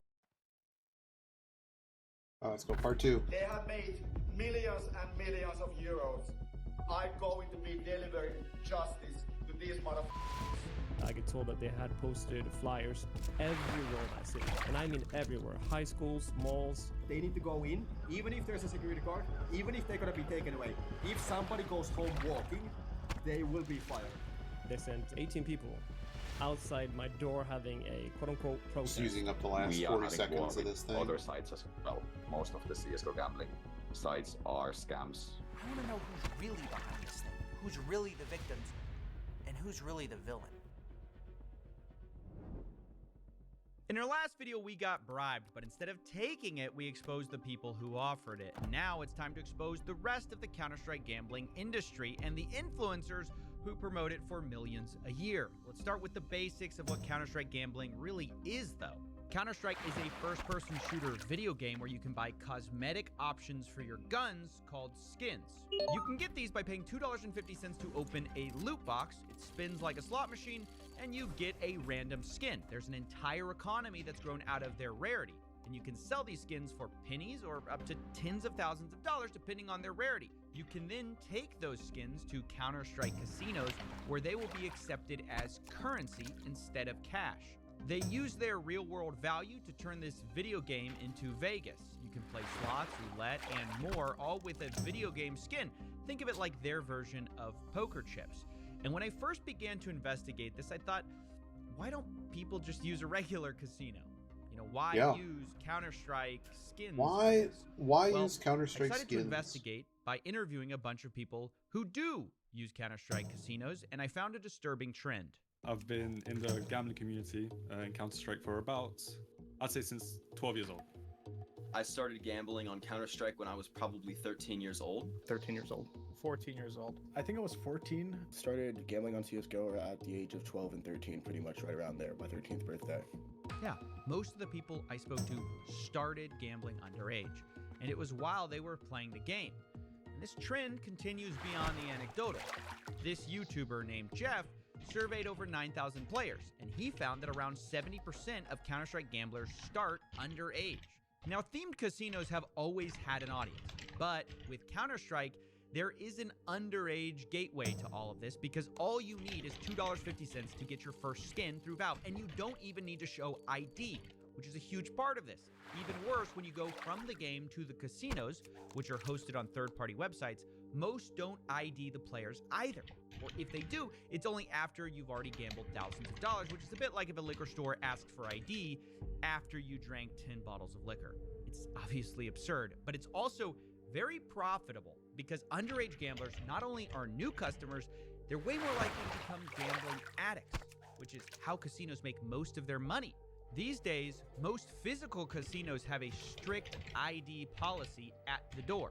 This isn't because they're good people, it's because they're heavily regulated and would lose their gambling license if they knowingly allowed underage You players. can't let kids But gamble. Counter-Strike gambling is fundamentally different. Regulation for these casinos is almost non-existent because they're offshore in Malta, Curacao, Cyprus, and most of them are using British loopholes Virgin to Islands. pretend that this isn't even gambling at all. Look, I'm not going to go into too much detail here because different casinos use different loopholes, but suffice to say, this has been going on a long cake to get time. a gambling license Back in in any of those 2016, places, a just a very matter of how similar big of a story bribe you broke need. in a big way about scam casinos and underage gambling problems in Counter-Strike, and everyone was understandably enraged. Valve even got involved, had to send out cease and desist letters. Even the FTC went after influencers, but when the dust settled, there They didn't weren't do that anything. many consequences. Part of No. the reason was because of these loopholes. In fact, the most infamous casino, CSGO Lotto, claimed not even to be a casino at all. They said they were a sweepstakes. Sweepstakes. Now, this is obviously absurd. It's not true, but none of that matters because it got them out of trouble. And so the same types of casinos have continued, just with new owners and new names. What you're left with then is an industry that is unregulated, if anything, self-regulated, which I discovered creates its own race to the bottom problem, because consumer protection in an unregulated market will literally drive away your customers. For example, remember Monarch from the last video and his casino CSGO Empire? One of the things they do that I actually think is good is they block certain IPs where gambling is illegal, and they admit that what they're doing is gambling. Now, you can easily get around these geo restrictions with a VPN, but it's sort of an extra hurdle. Most Counter-Strike casinos don't even do this. And listen to one gambler explain why this tiny decision to just geo-block one region, the US, affected who he chose to gamble with. So when I went onto Empire, while it's still easy to bypass it, you can just put a VPN, just takes an extra 5 minutes. CSGO, I can just, once again, type it into my browser, deposits. Oh, you're an American. Yes, correct, yes. So no VPN restriction, no geo-blocking. Yes, correct. So on Rolled, 0 VPN blocking, 0 any bypassing. On Empire, there is blocking, but it truthfully is very easy to bypass. Right. That makes sense. Most people end up going with the casino who asks them less questions, requires less from you. Even if you're not illegally trying to gamble, you just don't want to have to put in personal information, anything like that. This all taught me that in the world of unregulated gambling, it's more complicated than just saying, okay, casinos want toddlers gambling. It's also market dynamics, right? You get a competitive edge by not regulating. Less work, more customers, more money. Which means you can't just solve the problem by wagging your finger at bad casinos. The entire system is broken. As long as these loopholes exist, why would anyone change? In fact, some websites like Clash.gg even advertise their lack of regulation as a feature, not a bug. The CEO even bragged on Twitter, quote, "Clash just paid out its biggest one-time cash out instantly with no verification. Couldn't be more happy with the product and reputation we are building." This guy sees it as a badge of honor to do no checks. And it is a positive reputation if you want to appeal to underage players, money launderers, or just people who want to avoid a hassle, a VPN and putting in an ID, and this is all a huge problem. But how big of a problem is it, you might wonder? After all, we're talking about video game skins. How much money could this industry really be worth? I wondered the same thing, so I asked around for how much these casinos are making and got several estimates. One owner claims he has an 8-figure business, and someone who worked for his partner claims that is true. How much does he make on Clash? His partner, Boris, right, also known as Dogs Playing Poker, Friendly Chemist, he told me directly that it was making about $50 million a month.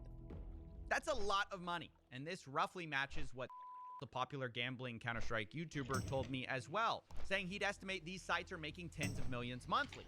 And there are so many of these sites that the YouTuber Jeff estimated it all in a different way, looking at the total amount of website traffic compared to a popular online casino. So when you bring them together, those CSGO websites bring almost double the traffic of the biggest online casino today. And this online casino declared a gross revenue of 2.6 billion in 2022. Now, that doesn't mean the CSGO websites are grossing more, but it's a great element to put things in perspective. So even though it's tough getting an exact number since these casinos might overestimate or underestimate for many reasons, either way, it's clear these businesses are making huge amounts of money. And there's many of these casinos. We've just focused on a few in our videos, but Wix gives you the freedom to tell your story with a professional website that reflects who you are. There's so many more of these websites, each potentially making millions a month. And no one's gonna change their behavior until they're incentivized to by regulation across the board. Until then, less regulation will always mean a wider customer base, even if some of those customers are underage. The irony here being, the biggest voice of change so far really has been Monarch. From the last video, you guys know, I am no fan of this guy's methods, but I'll be honest, There's large parts of his public arguments that are hard to argue with. He claims to Where's this understand guy? the underage problem because that's how he started as well. How I got into gambling myself was when I was 13 and I was playing RuneScape, and how RuneScape gambling, the duel arena was like a gateway drug for me. That's how. Oh, that's how I don't gambling think started for me, I played and that's RuneScape where when it this went to third-party exists. sites. I'm just disgusted about this whole loop. I think that the whole case system on Steam is pretty horrible. Yeah. The way how I think every there's single no thing that KYC, Steam sells. it's such a powerful tool for getting children and even adults. I think even adults, they have a gambling problem. It's not only like a. It it's is not Beansies. Like, think of how gacha games work. It's literally the same it's loop. just a machine that makes people gamble. Pixel Imagine and there's a kid Splinter Tree who Post. just play CS:GO. In Splinter Tree and they Post. open one box. Where is Pixel? Pretty innocent. They get their mom's credit card. They We're gonna spend just €2 we're gonna for go their to every box. single And then they person. open I second want my box, cool third boots. box, fourth I almost died for and these so on. boots. And soon they see their favorite influencer playing on some third-party case opening site, and this is where it's like switching from weed straight to, I don't know, amphetamine or something, and they just go deeper and deeper into this rabbit hole, and soon they are addicted. And the next thing you know, when they want to stop gambling, it's easy to just shut, like, close these websites. But what happens when you go on social media? You go on YouTube, Instagram, Twitch, TikTok, any platform. What do you get? You get gambling ads everywhere. The algorithm starts feeding you. It's like, imagine you are addicted to heroin, and then everywhere you go, you just see like heroin, heroin, heroin. Here, look, your hero is taking heroin. So we have to separate these two things out. Yes, this guy's methods are terrible, but I'll admit, it's nice to see a casino owner talking honestly about their industry and admitting that what it is gambling and not some kind of sweepstakes. But even if Monarch says he wants to change, without the actual power of a regulator, he just ends up having to harass people, threaten people, which isn't going to get him anywhere. Not only that, he's no saint either. His own website doesn't ID people right away. According to No, you only CSGO's ID Empire's people when they terms, try to only cash require out. you to verify your age if you want to withdraw more than 2,000 coins in crypto or deposit substantial How am amounts I just of money. stuck now? If you withdraw Really? via skins, there is no limit. So Actually even the guy stuck. who claims he started underage gambling, he understands the gateway drug that skin betting websites act as. Even he refuses to fully ID customers because he knows he'd go out of business. I'm really committed to, I want to make it stricter and stricter. Like, you can't jump to the deep end just like immediately on one day. That would make us go out of business. But really my end goal is I want to do full-blown KYC before anybody deposits. I want to make it as clean as possible. This, more than anything, shows the limit to the let's self-regulate idea, right? Even I the have no biggest idea where this critic idiot of is. underage gambling can't bring himself to actually ID his customers up front because his competitors won't do it, and he says it would ruin his business. So maybe the solution isn't with the casinos at all. Maybe it's a good time to talk about the influencers who promote it instead. Because when I learned and asked about people who got into this type of gambling, I wondered, how did they get into it in the first place? Who did they hear about it from? And one thing kept popping up. One of the primary Get ways a I actually deadly learned was through blunderbuss. YouTube. It popped up in my recommended page because I was a big fan of Counter-Strike. Next I to the play it, Flight in my Master. free Are you time. kidding Some me? gambling videos popped up, and I thought, hey, streamers kind of exposed me to that, Oh. to that space first. I saw it online. I saw a bunch of these YouTubers playing it. Found out CSGO gambling just pretty much through watching people on Twitch and YouTube. Juicy was one of them. I actually remember very vividly. He was Just this go guy buy it that on would the do age. all these case openings on different websites and stuff. I didn't realize that. With them. He had codes It and wasn't. all It's these marked things. now. Been surrounded by like Syndicate and like FaZe Clan, for example. I watched my favorite YouTubers. Right. YouTubers and streamers, of course, are going to be one of the main advertising vectors. It's been that way since 2016. Influencers are the main lifeblood of these casinos. Fast forward 8 years later, it's just different influencers, different casinos making the money than before. But unlike casinos who we know intuitively are blood-sucking leeches on society, influencers, by contrast, are they're well, we expect more from them. We don't get it, but we expect more. So I wanted to confront 3 different influencers who do this gambling streaming stuff of different sizes and get their opinions on why they promote this stuff and how they can possibly justify it. I don't think people should gamble, honestly, on the sites. They shouldn't gamble at all. But I enjoy doing it, so it's what I do. My neighbor Brian was like, yo, where'd you get this knife? I'm like, Bespoke Post, man. I see you talking about Bespoke all the time. If that makes any sense, I don't know. No. That part of it makes sense. That the part where you want to do it so you continue to do it, that makes sense. But let's say I'm like, I don't think smoking's good for you, but I like smoking. It makes sense that I would smoke. It doesn't make sense that I would go promote it to get people to smoke. I definitely understand that perspective too. And it's a very good argument, and it's like you can't really argue against it, right? It's not a good thing, but it's something that I still enjoy doing, and so I'm going to continue to do it. Is it just too much money? That's an acceptable answer. It's just too much money to turn down. I'd say in the beginning it probably was too much money. At this point, it's not about the money for me. It's just I really enjoy doing it. Well, in the videos, I don't sugarcoat. I don't try to convince people that winning or gambling is a way or a solid option to flip a quick buck. Even in my wins, I preface that this is not a sustainable thing. So it's not something that I necessarily. I don't know. You can watch the videos and decide for yourself if it feels like promotion, but that's how I reason it to myself. I don't even, use the rewards. I don't advertise it at all. So I don't, the rewards thing, it's more of like I said, I don't advertise it. So I don't feel guilty. But you do advertise. You get paid to advertise it, right? Not the reward system. No, I don't mention the rewards. No. I'm saying CS:GO roll. Yes. We're talking about the gambling side. Yes. We both know it's not been good for people. And then you're kind of saying, well, I don't really promote it. I don't really advertise it. But in a way, if you didn't promote or advertise it, they wouldn't pay you millions of dollars. Yeah, I watched your Trainwrecks video and you said the same thing. You're like the less dirtier of the dirt bags. So I guess I would call myself that. And ultimately, if you watch the video, you can decide how less dirty is he really. But yeah, that's my answer. Most people are going to, unfortunately, gamble with or without certain streamers, right? Obviously, it's intended to be like a McDonald's ad. You see a McDonald's ad, you see a Big Mac. McDonald's. I'm craving a Big Mac. So it's the same concept. You're saying I'm just kind of promoting McDonald's, whatever. No.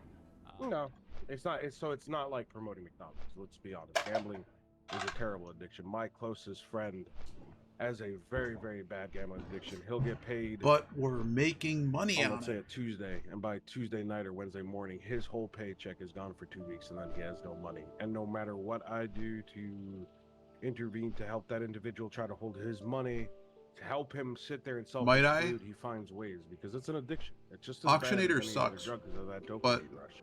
the selling thing loads faster than Auctionator. Part rationalizations. They all knew gambling What's was redundant? bad, but they'd stop short of actually doing something about it because they were making money from it, even when they knew people whose own lives were hurt by it. So if you know the harm firsthand, you've seen it in your own life, how do you justify peddling that drug, as you call it? It's going to happen in my opinion, right? And there is no justification. Can I say I'm a drug dealer? Sure, you could. You're gonna label certain streamers are gonna be labeled as a drug dealer, in essence, and that's okay, I guess, if people are going to view it that way. I mean, I want to know how you view it. How I feel because you said it was kind of like a drug. So I want it is a drug. I mean, it hits dopamine levels. Hell, I hit dopamine levels if I hit bacon. So yeah, and then that becomes a YouTube trick. I feel bad. I do. Right? I hate to hear when people say I've lost money. I hate it, dude. I really, it crushes me because some people. I don't know where the other one came from. Because they're bored. I think one of the all-in add-ons had it. Terrible feeling to hear that, right? But it Not lacked to question their sincerity, but I've heard something. all of them say that they hate when people get addicted. Are you They ready don't for this, wanna Ian? see anyone hurt. But they refuse to stop, even though they know casinos are Look run at of this. addicts. Look at this upgrade. Let's go. Flash.gg, who earlier we had their CEO admitting he was proud of not IDing players, also admitted that the majority of their revenue comes from a tiny fraction of their most addicted players. Quote, A less whole than 2 1% of Flash damage accounts and a make up whole 80% of our revenue. 60. It's Wait. just an admission from their founder. It's an open 30 secret. health. So these influencers can empathize about how horrible addiction is, but they know that's where their paycheck comes from. It's a really The important CEO of quest. Flash My has a guide said profile to on skip Twitter it, that says, and I'm like, never gamble, hell your house no. always wins. But ironically, his house is probably from people gambling. The fact of the matter is that these people say with their mouth, I feel terrible, I feel bad. But when it comes to actually changing, they never do. Even when they directly scam people, they will still find a way to rationalize. Yeah, I should This actually, next part honestly, is pretty dark. questing For a sucks. moment, we're gonna have to go It's back dumb. for a second to the PGL What main really needs to tournament happen and talk is I about need a the things list I was of all of the originally quests offered a bounty to that investigate. are A specific casino good. that is owned by the same group as CSGO Roll. All the This quests one that is are called good. Hype Drop. It's owned by Monarch's arch nemesis. Hype Drop. Hype Drop was a casino where instead of gambling Counter-Strike skins, you could gamble Let's go fight some real-world satyrs and items, finish that quest at least. real-world loot boxes. For example, you could pay for a Does it? real I loot could just box that chain would get you pull so much anything harder, from, though. like a $10 gift card to a Lamborghini, for example. It's just gambling. Like, I could have with just physical kept items. killing But the enemies. real secret sauce of this website Really? was a I do loyalty not like program questing. called the daily cases, where the more you spent, the higher level you got, the more you'd get these daily cases. Daily which cases? essentially were free money. Every single By the day, way, you could go on their don't website walk and here open these and daily don't cases, and walk. theoretically you'd Wait, get where free was it? stuff. Wherever these, Money. however we got, Which, yeah, if don't. that sounds There's a unsustainable, PvP. We got it PvP is. flagged It was all earlier. part of a scheme, it turns out, to make the Danish government believe that Hype Drop was not actually gambling.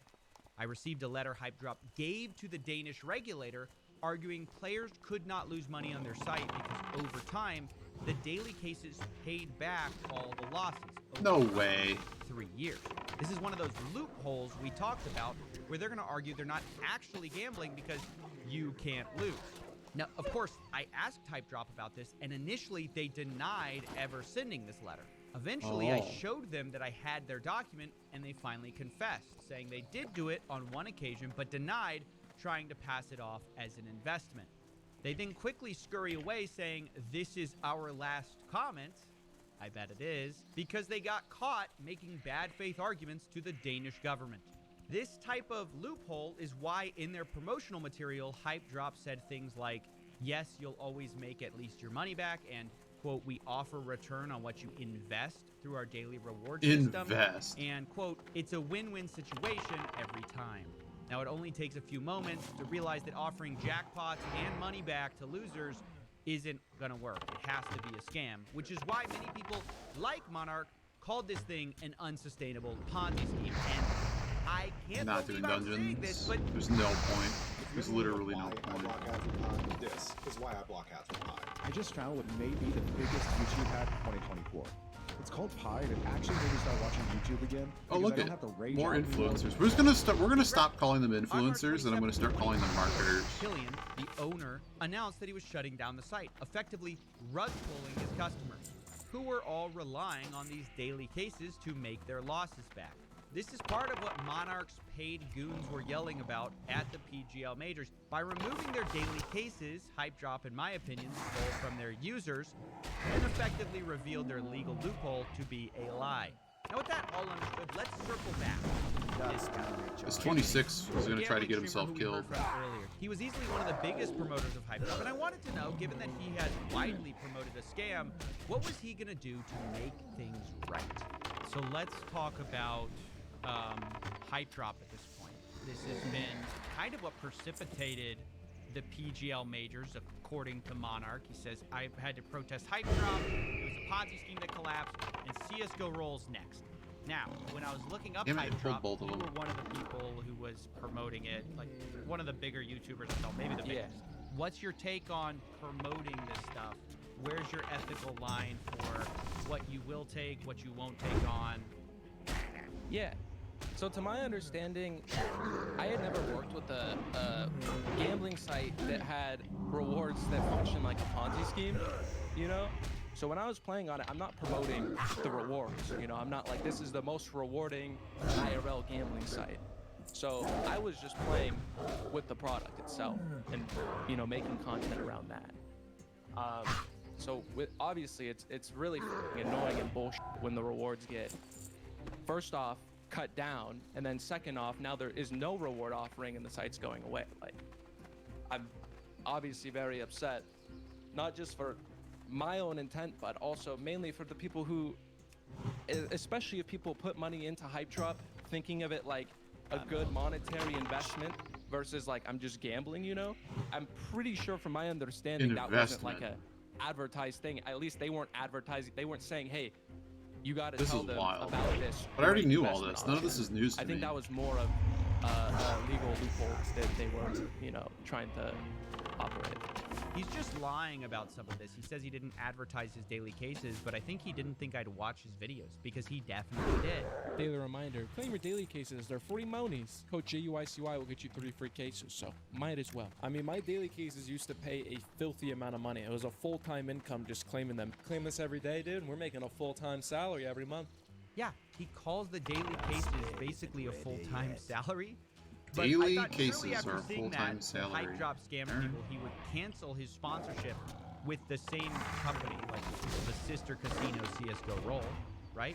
He has to stop that now that he's scammed his audience. He didn't cancel it, right? So let me ask you, does that mean you're no longer going to work with CSGO Roll since they're run by the same people?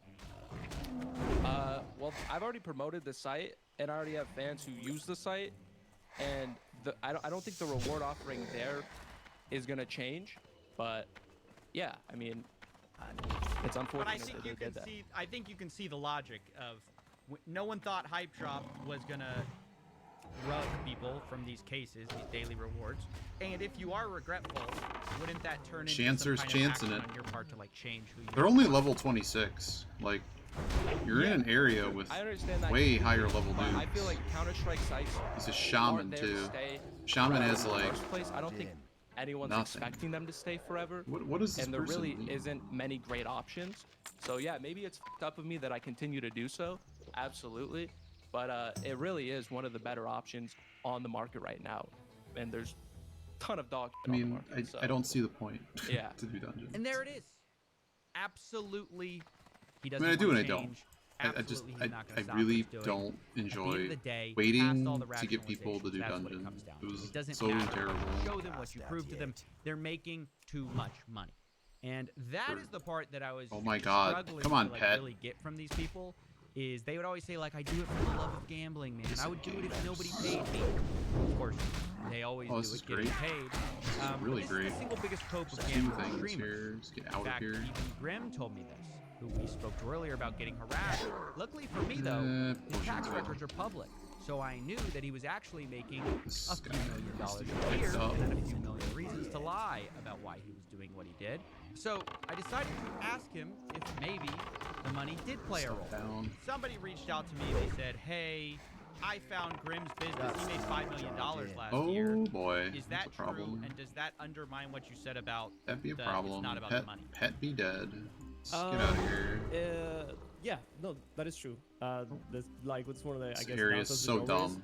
everything's public. If they know my company name, even just my name, they Google Should around. be far they enough find away to it. actually So like get a everything that I revive make is public and.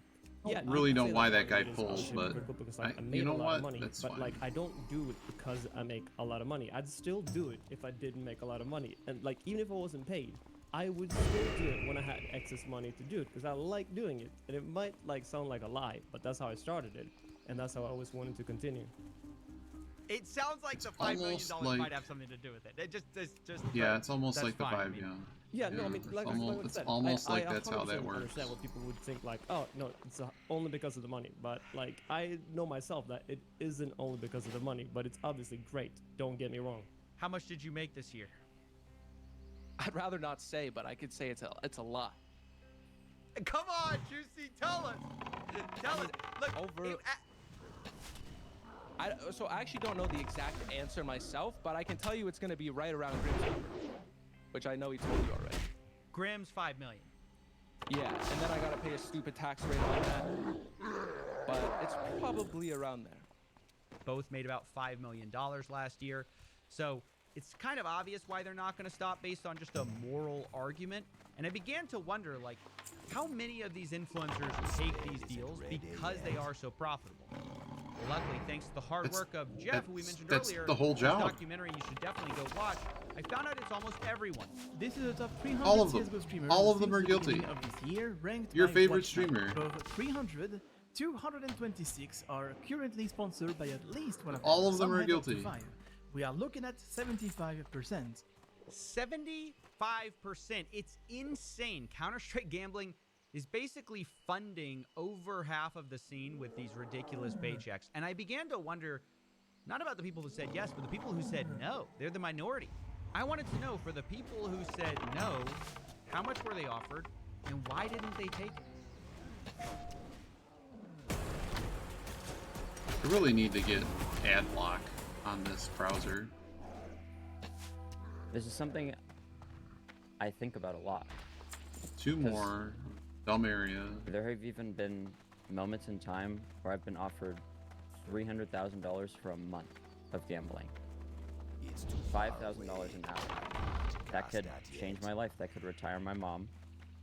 That could alter my family's lineage. But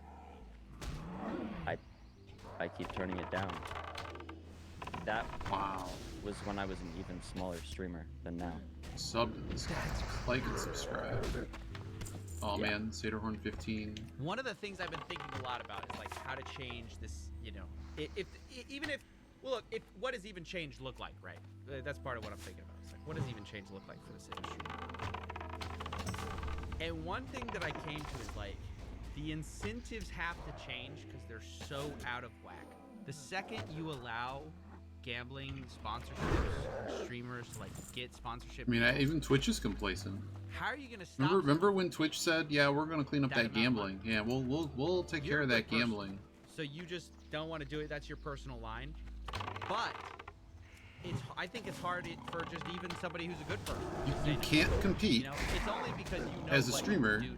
when But that content is essentially promoted. You know, this interview almost ruined me. I began to wonder if change was even possible when money like this is in the field for play. The casinos aren't going to regulate themselves because they lose customers, and there's so much money. They've already set up all the laws to gonna cheat say no in because terrestrial there's casinos. so You much money think at stake, in an and they could unregulated world they're change gonna care? their life and their families' lives by taking these deals.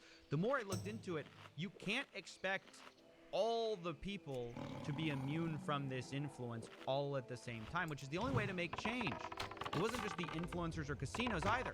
Even esports, the most professional. Man, if only we side could of the just game, regulate was Steam flooded and with say you gambling. can't sell that Almost anymore. Every professional team had a gambling sponsor. For example, FaZe's Rollbit, PGL Major was sponsored by 1xBet. G2 was sponsored by CS:GO Roll. Like And it's this creates the same one of the things problem that I noticed it that created with happened like influence. 10 years If ago a now sponsor is offering you buckets of money, it becomes is really hard not to take, because if you don't take it, your competitor will. In fact, so just with that comment, Beyond the Summit was basically like one of the original and Dota not Dota Buff, Toby One, whatever his Dota site was. Like those were like the is Dota 1, whatever it was. Those and a few others were basically like all the originals of like esports like blowing up. And one of the biggest issues, like it was a topic of discussion when it started, and nobody nipped it in the bud. The BTS, Beyond the Summit, took gambling sponsors. And not only did they take gambling sponsors, they remember how like before daily fantasy for stupid football and stuff became a thing, they literally went in, and I forget what the name of it was, but it had like it was called Vulcan. It was the Vulcan slogan. So Vulcan was venture capitalists trying to gamify gambling by trying to latch onto this daily fantasy. So daily fantasy is when you go in, and instead of like for baseball, like people play fantasy baseball all the time. And what's a gateway drug? Because everyone gets frustrated because they're not all experts at it and they lose. Like it's a full season. It's actually, prior to all of this gambling stuff blowing up, full season fantasy baseball and fantasy football, you are allowed to bet on. I specifically say not gambling because according to federal law, and I think there's even a Supreme Court case involving it, you can legally bet on it because it's considered a skill-based game. It's not, it's sort of not a carnival game, but essentially it has an exemption from typical gambling laws as long as you're like, if you gamble a couple $100 doing this, it for the season, it's not considered to be, you don't need a license and you can do that. So FanDuel and DraftKings tried to take that existing idea and turn it into daily fantasy. Daily fantasy is, instead of drafting and playing the same team the whole season, you get a salary cap, and it's set by whoever is the broker, or not the broker, whoever is the bookie, basically. So, the site. And the competition is, you pick your team. We'll set what the salaries are, so you can't just pick LeBron James 10 times. And over the course of a day or a weekend of because NFL has, everyone plays once basically. So for NBA, it'd be whoever's available that night, and for football, for NFL, it would be whoever's available on the weekend. But you pick, and whoever scores the most points wins. Now, this, similar to the CSGO thing, it basically became a scam when it turned out it was already a scam. But the most obvious thing happened, and that was that players would essentially, the advantage players, the players that are doing things that maybe it's not cheating, maybe it is, it's really cheating in this case, but basically employees of these two entities would actually have, because essentially, if you think, so it's basically a jackpot system. It's not just, if your guys perform above the average, you win a few bucks. No, it's set up to where 10,000 people enter something, all throw in $10, and somebody wins the jackpot. Sounds like a lotto ticket, right? Okay. Well, here's the problem is that advantage play is everyone's going to pick the star guy. I want to try to find the sleeper picks that are going to potentially score a lot of points, and it's an advantage to me if nobody picks this one kicker, whatever player, if nobody picks that kicker, but I'm the only one that does, and they have a really, really crazy good night, I'm going to be the person who is most likely to win the jackpot, right? If all the times that I can basically make a leveraged pick, and so it's not public knowledge what everyone's lineup is until everything is frozen out. So here's the rub. Behind the scenes, employees and people who were close to employees had access to the database that let them know what the whole list of players were, of everyone's picks. So they could just run code and have it spit out, these are the least picked players with the highest opportunity to potentially score you a lot of points. And so you have a very high, you have an advantage play above the regular player, that if you go throw down $10,000 worth of tickets, there's a good chance you win the $1 million prize, right? Okay. So where are we going back with this? Oh, yes. So why any of this is legal to begin with is ridiculous. So Beyond the Summit basically did exactly what I just described. They took a gambling sponsor in Vulcan. You probably go look up Vulcan. They're probably defunct now. I have no idea if they'd still actually exist. But Beyond the Summit was not getting enough support from the community and not getting enough support from, they're a fledgling studio, but they're still making money. But the idea is that they're not, Twitch is not paying them much. Advertising doesn't really give you much money. They have to go seek out sponsorships to exist. So what vultures come in? Venture capitalists and gambling sponsors. And that's ultimately what perfused its way through all of the Dota stuff. It started with gambling random commons that you got out of boxes from chests in game. So basically, you're gambling something that has no actual value besides in the ecosystem of Steam. So, but you can go buy more, I guess. But I won and lost rares, but it was like 2 rares, like nothing. But I'm sure somebody probably got way more into it. But there were teams that started throwing games over betting that. But the whole Vulcan thing was that they basically made that daily fantasy thing. And the thing that really, really, really bothered me in the community that the community pointed it out right when it happened, is that they basically did infomercials on Beyond the Summit showing you how to pick a team. So they would basically be paid, just like how in this video, to go in and, hey, we're going to have a sponsored thing, stick around or whatever. Like it was minimally, it wasn't even really said, like before Twitch has that hashtag sponsored thing, Twitch didn't, like, there wasn't really regulations, but I mean, if you were paying attention and you weren't some 15-year-old kid that doesn't understand what's going on, to someone like us, it would be very obvious this is a infomercial that is being promoted by this company, because it cut from the regular broadcast to a recorded video of them doing it, and then it went back to their broadcast. So it basically was an elongated advertisement in between games. And of course, it had a little bit of their flair and their influence and whatever to get, oh, the casters are actually doing this Vulcan thing, maybe I should do this too. And so basically, yeah, I believe this one you actually bet real dollars. You picked a lineup just like Daily Fantasy, and they compared it to that right when New York was basically looking to get this all shut down. So, fun story, Robert Kraft, who owns the New England Patriots, is actually, well, he's an ass. He's one of the people who basically said, I'm a big-time investor in DraftKings. I think they're in DraftKings or FanDuel. They're a huge investor in one of them. They basically said, they basically told the government, you're going to make this legal. How do we make this legal? And that's ultimately a big part of the story as to how it went from it being banned in New York and potentially being banned federally, the Daily Fantasy stuff, to it being completely flipped around because billionaires said, we need to be able to take advantage of people that can't help themselves. And it just needs to be better raised. But yeah, so that was what happened with Beyond the Summit. One esports owner argued the entire ecosystem in Counter-Strike, especially in the lower leagues, is basically funded by the gambling industry and gambling addicts. Yep. So I called him to understand more of how this works. Can you walk me through how gambling functions in the esports economy? The issue is that, or the issue, I guess, at hand that you're talking about, is that this activity is enabled by more controversial sponsors in gambling. What can I do for you? Sites. Be safe. If those sponsors weren't permitted, then the tier 2 and beyond seed in CS specifically would likely wither or die, or at the very least constrict. Steam and Dota currently, last I checked, I mean, it went from 50% cut of all the tournament revenue. So like you bought a ticket in game to support what we thought a tournament, just like how Twitch works. They're taking 50% off the top. What a joke, right? Now they take 75%.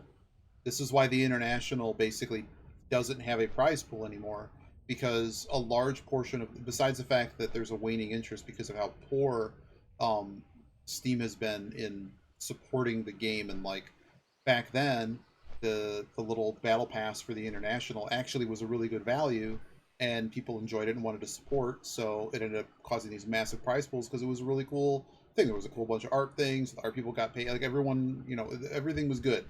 And then recently it basically just became a money grab, and why put any effort into it? We're just gonna get a few $1 million anyways. It was really dumb. It was really dumb, and the battle passes now suck. So that's what I meant by but yeah, Steam takes 75% of tournament revenues.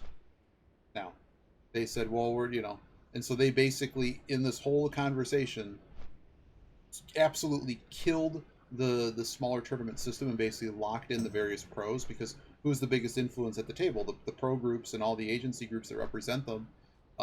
They want to make sure their pros are all on the big events. Screw everybody else, right? We're the ones that were on top right now. We want to stay on top. So it basically screwed up the entire ecosystem. That you should thank your local betting crackhead in Twitch chat. If you're a fan of tier 2 CS and beyond, then the reason you're watching that team play is probably because of that betting. To note, this is also true of a lot of orgs' profitability.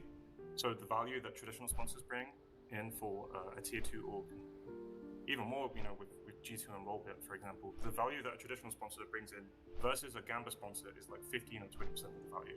So you don't really turn that down as an org owner unless you've got very specific moral qualms or disagree with gambling on a personal level.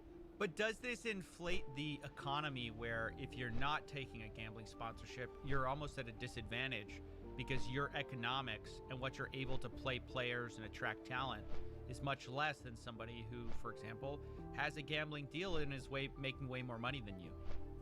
Yeah, to a degree, that's true. I think very, very few organizations are able to do it without Gamba. Largely, if you don't have Gamba, you're almost certainly going to be unprofitable.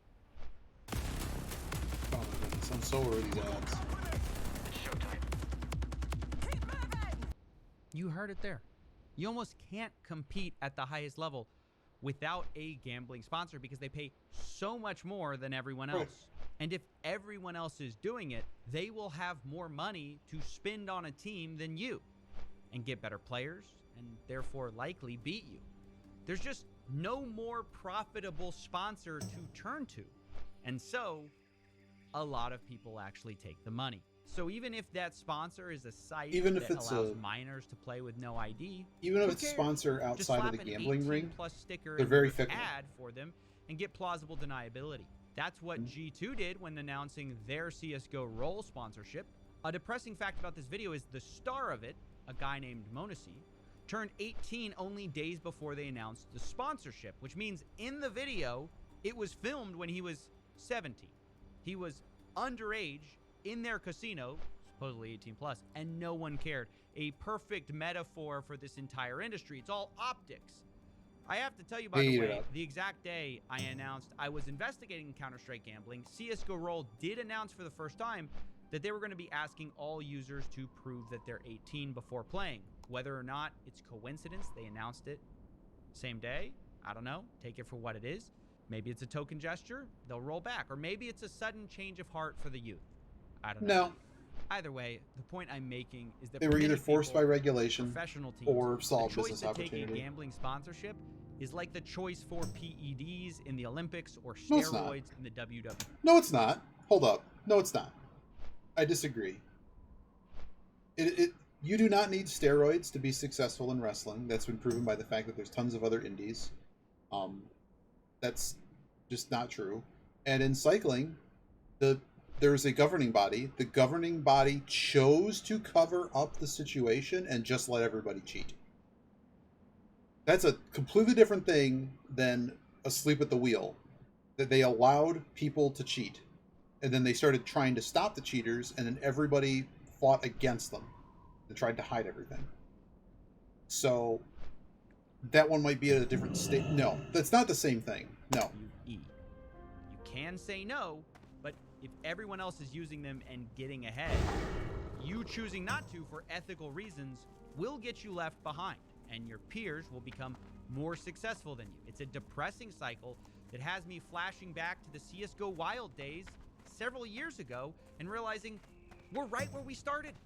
CSGO Wild in 2016 was a gambling website secretly owned, slightly disputed, by FaZe Clan. And according to FaZe Banks, his motivation to do that was pretty simple. My motivation for doing it actually was at the time we weren't making enough money to buy a CSGO team.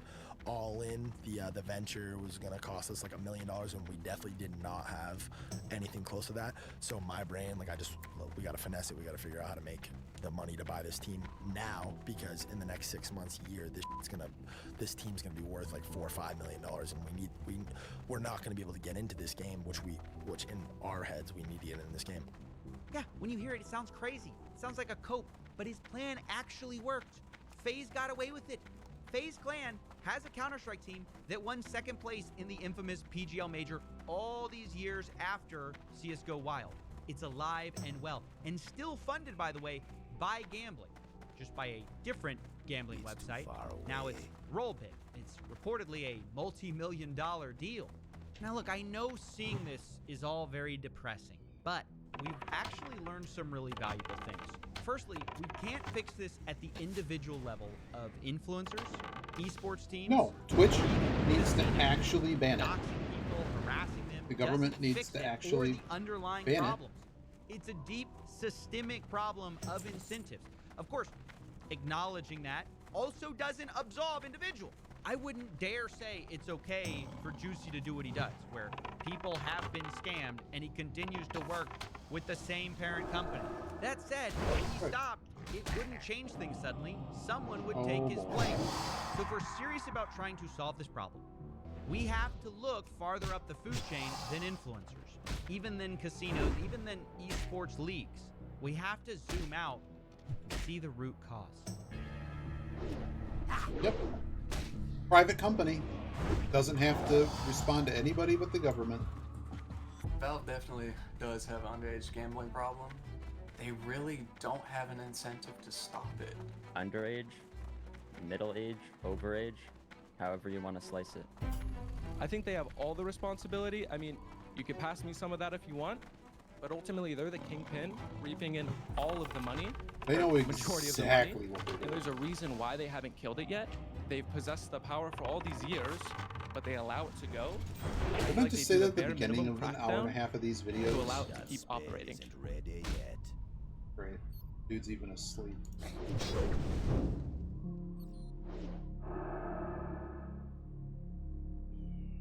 Got Steam recharge in.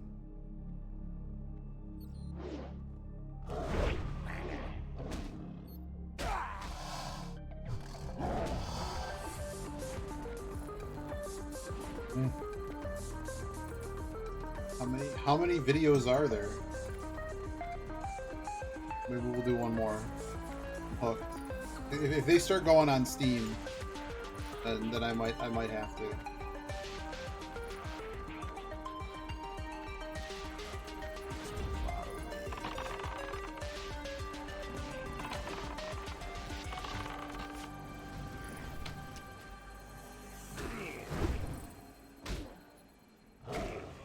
We've got passion, we've got determination, and if we set our sights on something, you better believe it's happening.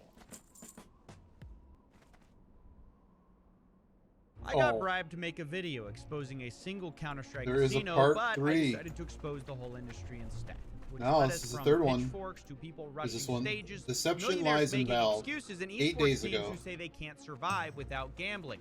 The lack of any accountability making me wonder about the biggest casino of them all, Valve, the owner of Counter-Strike. Now, if you've watched the last few episodes, you know there's a lot of opinions about what the problem is. Who's the villain? Who's the good guy?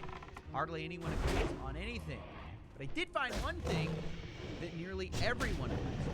I started gambling on Counter-Strike when I was probably 13 years old. 13 years old. I think it was 14. How long is this Valve video? definitely Okay, does we'll watch have this an one and then we're underage gonna stop. I think Valve does have an underage gambling problem. Yes, it is underage gambling. True Because silver. it holds real life value.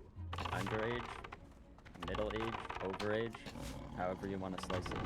When I was young, that's the most easily influential thing to get people in. Because I can't go to a real casino. Like what I did back then was I went to our local video game store, bought like $20 worth of Steam credits. I would buy skins with those $20 credits. Yep. No verification at all. Right, this is the most consistent answer I've received in a story where no one agrees on anything. And this is why loot Underage boxes gambling must be is banned. rampant on Counter-Strike. Not only that, Valve has known this was a problem for at least 8 years, and for those 8 years, Valve has done things here and there, but they've never seriously tackled offshore gambling issues, with some speculating the reasons why. I think they have all the responsibility. I mean, you could pass me some of that if you want, but ultimately they're the kingpin, reaping in all of the money, or majority of the money, and there's a reason why they haven't killed it yet.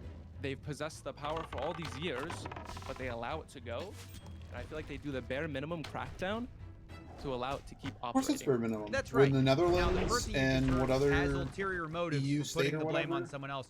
Either way, today I want to investigate Valve's role in Counter-Strike gambling, how we got here, what Valve can the do companies about it, that I mean the countries that banned it, they changed it's simple as that. It was So changed. Let's start from 2013. They'll comply to Loot laws. boxes were They first just have to be introduced told the to. game in an update Valve called the Arms Deal. It was first described as all the illicit drills of black market weapons trafficking without any of the danger, which is kind of true. They did create a black market of skin betting. The only thing that I find false here is the quote, without any of the danger, because if you look at the wrong casino, this guy might show up at your house. Either way, the Arms Deal update was the start of Counter-Strike gambling as we know it, with the introduction specifically of loot boxes. We're gonna open one here so you can experience what that's like. First, you take out your wallet, pay $2.50, the case opens, and a wheel spins where items of varying rarity pass by. Knives and gloves are particularly valuable because they're particularly rare, but usually you get an item worth pennies. Now you might notice this whole process, especially the near misses, resembles a slot machine. I believe that's not an accident. It's not an This accident is the at same all. company They gotta that hired tease you. experimental psychologists to design parts of their games. So my name is Mike Amender. WoW I'm does an this too. experimental psychologist at Valve, applying knowledge and methodologies from psychology to game design. So thinking about how knowledge of human behavior The can, moment a can company impact hires choices a game psychologist is the moment I'd that never we can trust take, anything else they what we know about produce. psychology, about the predictable ways humans might react or respond, and apply it to game design and induce various responses, or particular responses. Right, Valve is a game studio that uses psychology to manipulate user behavior, and it's harmless in some areas when optimizing for fun or excitement. But when we look at loot boxes, what is Valve optimizing for? What behaviors are they trying to cause when they make their loot boxes look like a slot? And the answer, I believe, is they want you to just spend more money. And making a slot simulator has been incredibly effective for them.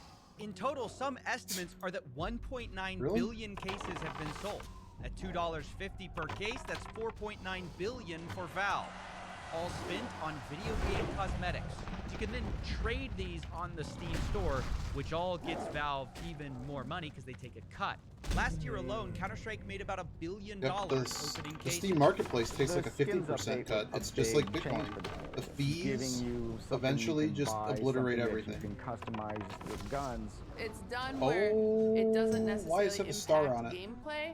Oh, but he's a it rare. gives people this exciting element to keep coming back and keep playing to Well, get that's more not scary at all. So you might be surprised to learn that although Valve designed a machine that looks like gambling, Valve actually insists that it's not. This is because of a loophole where technically Valve doesn't let you cash out your skins.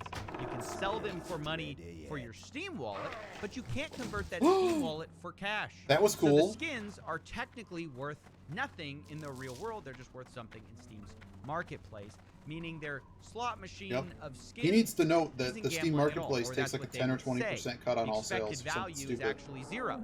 And all that sounds great, except for the fact that obviously you can go to these third-party sites and get real money, real crypto. You can also go sell them on trading websites, which is also a huge part of this economy, where you can go sell your skins for cash. You never have to interface with the slot machine side of it. So this idea that skins aren't worth money is just not true. It's just that Valve isn't directly Think about how allowing many cash times it out, sells. which is a Eventually, loophole that all the allows money people of all gets ages eaten up to in their open loot ecosystem. boxes, trade skins for money, all without showing ID. It's worth saying this loophole isn't new. It's the same thing pachinko parlors use in Japan because there, gambling is illegal. But pachinko parlors Now, are gambling, do you know about but technically pachinko not, parlors because enough when to you tell me? gamble, I thought instead that of winning cash, pachinko you win parlors these had a small very silver strict balls, limit on the amount which, once of. again, you can't cash We're out putting in pennies the in a parlor. You machine have to as go opposed to third-party dollars. vendor. Because you have to go across the street or whatever. You have to go across the street to get whatever your prizes are or whatever. 犯罪っていうかギャンブルになっちゃうんで景品をもらうって体で景品をもらってそれを Yeah, it doesn't all happen in the same location. That can eventually exchange for cash.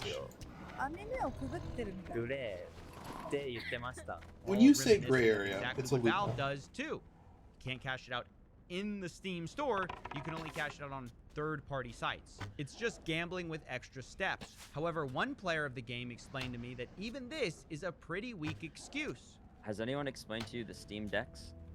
So this right here, it's the maxed out version. I think it's like 650 spent in Steam funds. Now, how do you get Steam funds? You can put money on, you can sell stuff on the store, you can unbox a case, get a $1,000 knife, sell it, and then get this. So items don't have value. How do I buy this? Not everybody cares about quality. Some people just want to. That's you. Bespoke Post is not for you. Every month. Yeah, he makes a good point.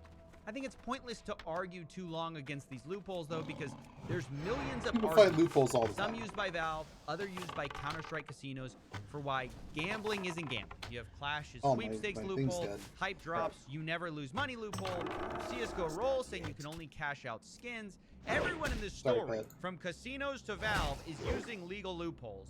So instead of trying to legal eagle all of them, I'm just appealing to your common sense. If it looks like gambling, mimics gambling, and the players say it's gambling, it's gambling. Now that we understand this, let's take a look at one of Valve's strangest positions they've ever had to take. See, back in 2016, when gambling sites hit mainstream news for scamming a bunch of their users and underage gambling, Valve looked really bad and said they were going to put a stop to Steam users who run a gambling business. To do this, they sent out several cease and desist letters, and some of those sites ceased, but others didn't. Flip service. 8 years later, some of the same casino sites are still operating. Meanwhile, influencers are clearly still getting paid millions of dollars. Esports teams are still sponsored by many of these gambling businesses that Valve supposedly wants to shut down. This is where we come to a question. Why does Valve say they want to shut down gambling, but they fail to actually do it? Some will say they can't.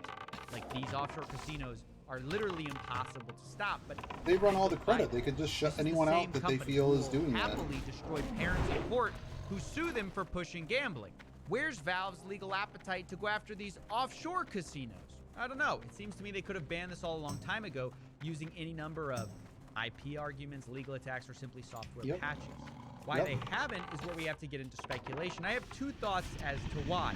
Firstly, I believe it's good for Valve to be in an eternal fight against gambling. It's good optics. If you never defeat the evil offshore casinos, no one has to wonder why your loot boxes look so much like slot machines. Right. We got to defeat the evil offshore casino guys first, guys. You need a boogeyman. This is classic. It feels like classic tactics. It's happening in politics in the U.S. and elsewhere right now. To operate almost exactly like a slot machine. Even back then, Valve got a lot of heat for exactly the same things we're talking about now, but everyone felt that the casinos were doing worse things. So before we demanded change from Valve, everyone felt that we should address the casino problem first. And Valve was happy to play the hero and send those cease and desist letters out. So if you can always pass the buck to someone more shady than you and say you're working on it, it's easy to avoid problems at home. That's my first guess. But there's a second, maybe more insidious answer. Shutting down offshore gambling is just not a priority because it's not very profitable. It may even cost Valve money, even though they probably would deny this and say they don't have the data. You see, Valve may profit from these casinos indirectly. That is according to the journalist at People Makes Games. They made this argument better than I ever could, and I'm going to use a portion of their great documentary here. We've got Steam over here and the betting sites over here on different websites, and both industries claim no relationship with the other. But to start with, the culture of skin betting is for many people a feature of Valve's games as advertised by YouTubers and streamers and virally by your friends who are gambling. Why do people watch the esports stuff? Valve is going to be acquiring more visibility and players for its games from anyone who finds this extra functionality appealing. A thought I heard from almost all of the gamblers I spoke to was that Valve can't shut down these casinos permanently because that would wreck the market value of skins, thereby hurting every player who owns any Valve skins. Right. But to it's me, like Bitcoin. that just sounds like evidence that one big reason Valve skins are so valuable and why people want them so bad is Valve allowing the betting sites to exist. Look, I'll be honest, I think he's right. Valve is indirectly profiting from these casinos. It's all but it's linked not together. Just one journalist's opinion. Even experts have concluded the same thing. So, in January of 2016, the Washington State Gambling Commission, and that's the top regulatory body in Washington State where Valve is headquartered, they received a complaint that prompted them to begin an investigation into Valve Corporation. 21 months later, when that investigation concluded, what they said was Valve, quote, knowingly facilitates the illegal wagering of skins, end quote. And the question, that it really came down to for these regulators was it ever FOIA? Is Valve benefiting? In the opinion of the regulators. To where they came with that? So this feels like a really big deal. Washington basically. Is there a smoking gun in that? What a lot of people have suspected. But why did nothing happen? What the regulators told me is that the prosecutors didn't feel that they would be able to prosecute the case successfully, so they did not pursue a case. Now, that doesn't take away from the findings of the regulators, who are the experts on this. It just means that a case was never taken to court. Huh. So even though regulators found one thing, prosecutors have declined to pursue it. Now, of course, I did think all of this was pretty shocking, so of course I wanted to ask Valve follow-up questions, but they didn't respond to my request for an interview or for comment. However, I did find interviews from about 8 years ago during the first scandal where Valve was asked very similar questions about whether they benefited from all this gambling. And the way they respond is kind of telling. for Counter-Strike in particular, I'm curious, do you feel like gambling has had a positive impact on the game at all? Do you feel like it's grown interest in the game over the past few years that it's been available? That's Steam recharge. Yeah. So I mean, well, what's the question? Has gambling led to greater interest in Counter-Strike? Has it? We don't know. We don't have any data. Bull crap. To support that. Yeah, but yeah. So no way. I don't know. I don't Isn't that know. Incredible. A company that nearly has all the data has no idea if $1 billion gambling industry helps them. This is a company that hires literal economists to work on their video game economies. They say in those job descriptions, one thing we have at Valve is data, lots and lots of data. Yet, on this one issue, We don't have any data to support that. and we're supposed to believe they've never conclusively found if gambling hurts or helps them? I find it hard to believe. Especially when, in the same interview a little bit later, the CEO, Gabe Newell, claims data isn't really hard to get in Valve. If there's something I need to know, I can find out about it.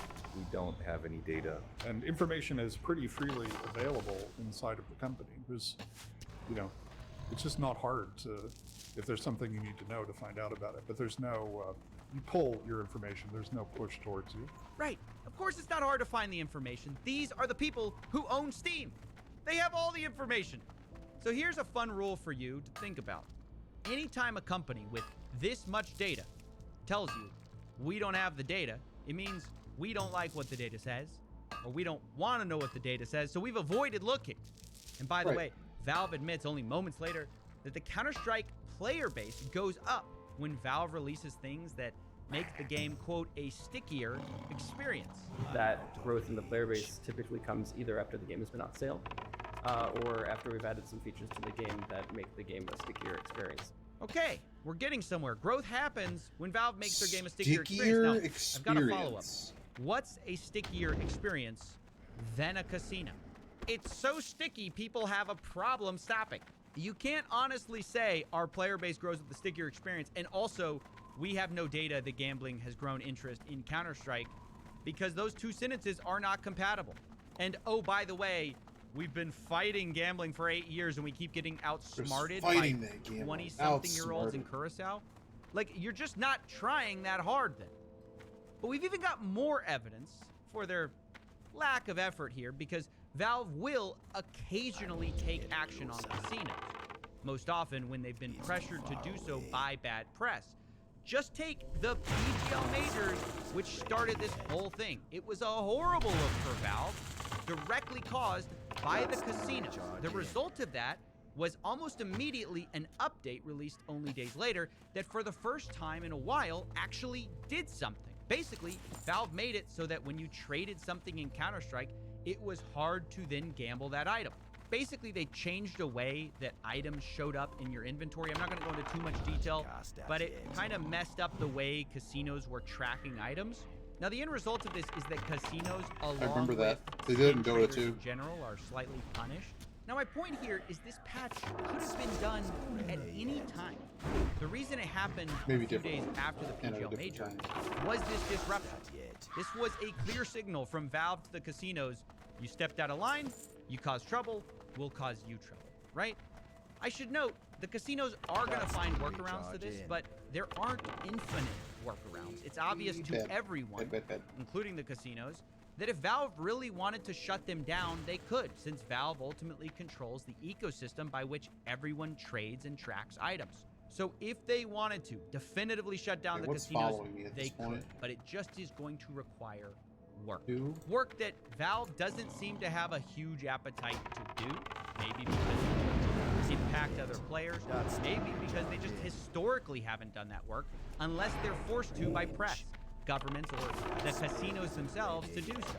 Now look, it might feel like I'm being a little harsh towards Valve here, where I'm putting a lot of the responsibility on them. They own the game. It's their responsibility. If it feels that way, it's because I am. I do think they need to be the ones to change for two reasons. One, no matter where you look, in the chain of responsibility from influencers all the way to governments, everything points to them. Valve is easily the most equipped to solve things because they are a single stakeholder. Everywhere else you look, there's coordination problems. At the influencer level, if you don't take Gamba money, other influencers will. At the casino level, you want to be more regulated, your competitor doesn't. Even at the esports level, if you don't take a gambling sponsorship, your competitor will. Even at the government level, if one country bans it, you take a VPN somewhere else where it's not banned. Right. Not to mention, even when governments do ban it, and by the way, I think they should be part of the solution, but even when they do ban it, Valve can try to maliciously avoid regulation with new loopholes, which is not a hypothetical. They've literally done this. In France, for instance, where loot boxes that can be traded for money are banned, Valve updated their game just in France to put in what they call an X-ray scanner, where you can see the contents of your loot box before you open it, making the results technically not random. The catch is, though, you can't open another loot box until you pay to finish opening the one you've scanned. It's just a workaround the law to allow the same Literally the same gambling, thing. just So they were this other legally, I guess. French one. I But it didn't pay turns out this attention to may that. have been a tactical mistake because it kind of gave away the game Valve is playing. Because remember, they're trying to pretend not to be gambling, but this loophole they're using is literally a loophole slot machine companies use, where they will do what's called pre-reveal the result of a slot spin before you spin. So there's different and say it's classes not of gambling as well. In devices. states like Missouri in America, this is how gambling companies were trying to avoid the gambling classification. So in a number of states, it's basically legal for basically bingo parlor type rules. And you'll notice on some machines, they'll show you any kind of output slots or whatever, but in the corner, there will be a bingo card. Like, they legally have to show you the bingo card if it's like a Class C gambling device or something. And basically, they're emulating a bingo draw, and that allows them to get around the needing the whatever other licensing they would need in order to have a true slot machine. It's really a bingo machine guising itself as something else. Funnily enough, while learning about this loophole, I found this. Quote, the gambling companies don't like each other and will claim one company is breaking the rules while they apparently follow them. I'm getting flashbacks to this story as well. But the point is, if Valve is resorting to using gambling companies' loopholes, from the pachinko parlor loophole to the pre-spin loophole, what does that say about what they're selling? Even Valve's own users are realizing this. In a post about the French law where they dodged it with this pre-reveal, people are saying, quote, they seriously skirted the laws that stupidly easily. Sounds like Valve is using loopholes taken straight from casinos. So that's why They I'm probably saying, had a casino yes, tell them what to do. countries should regulate predatory loot boxes designed as slot machines. Yes, influencers shouldn't take dirty deals. Yes, casinos should in theory self-regulate. But if we're looking where to lay out a plan to fix Valve's underage gambling problem, it all comes back to Valve. No one else can unilaterally shut this down except for them. And at the same time, no one stands to make so much money from keeping it open and lying about what exactly these cases are, using the same arguments casinos have been making for decades as Valve. And that's why I'm being so harsh, because frankly, they deserve it. This isn't some indie video game studio that's struggling to survive. Valve is pound for pound one of the most profitable companies in the world, period. Not just because of gambling, in spite of it. With just Steam, they're already larger than most publicly traded gaming companies, affecting millions of people a day without gambling. So it isn't crazy to expect basic responsibility from a company who touches so many lives. Unfortunately, Valve is not only uniquely able to take action, they're also uniquely equipped to avoid it. They're privately owned, an international company, and are known for not responding to journalists in situations like this or reacting to the press in any way. So for my last argument, I'm not going to say a word. I'm just going to let Daddy Gabe do the talking in the hopes of inspiring some change at this megacorp. Here's Gabe's thoughts on Valve and their responsibility. People at Valve have to get used to working without a safety net. There's nothing between you and a customer. You can do something. You can come in that morning, and by 2 o'clock in the afternoon, you have fucked 1 million customers, right? And they're all emailing you. They're all me emailing you. And you probably should fix it, right? But nobody's looking over your shoulder. And for some people, that's liberating. For some people, it's terrifying. Why can't you stay organized? I've experienced this myself, and it's called chronic impulse control, where you prioritize short-term actions like gaming stop and having social mithril media deposits. until it's the end of the workday, and you still haven't gotten anything done. And I'd waste the day prioritizing my short-term pleasure. Yeah, I really can't think of anything that better captures the Valve gambling story. You've screwed 1 million customers. You should probably fix it, but no one's looking over your shoulder. It has been 8 years since Valve set out to end these black market casinos built around their game. And still, the industry is alive and well. In fact, the harassment and threats in that industry are worse than ever. Meanwhile, Counter-Strike's own competitive players, influencers, and casinos all say there's an underage gambling problem, but Valve seems no closer to fixing that either. Maybe that's because the only way to fix it is to acknowledge that Counter-Strike's loot boxes are a little too close to slot machines. And look, I'm not even saying that if they want to go that route, they can't. But at least ID your customers, at least acknowledge what it actually is. Otherwise, you're just trying to have your cake and eat it too. You want gambling without any of the responsibility that comes with it. And we all know that that kind of cake is a lie. Look, I know this is a long shot, and maybe it's pointless. I look back 8 years and I see many of the same stories of victims and villains in Valve with zero real change. But knowing the odds are slim hasn't stopped kids from getting addicted. So it's not going to stop me either. This is a gamble I'm willing to take.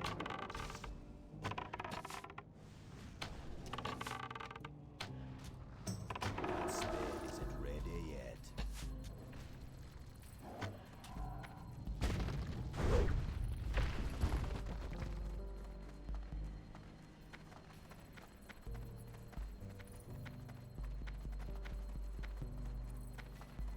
It's King's Blood.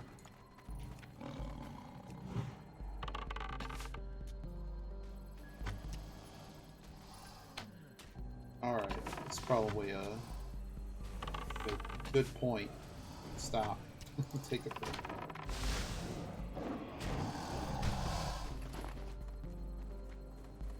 Get in a safe spot. I can just relog in here. Maybe we'll get some more iron. We need to somehow get...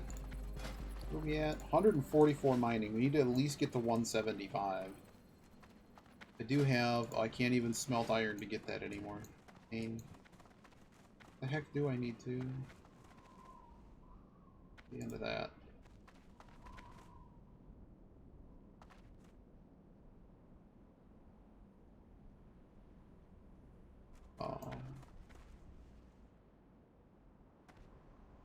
Yep.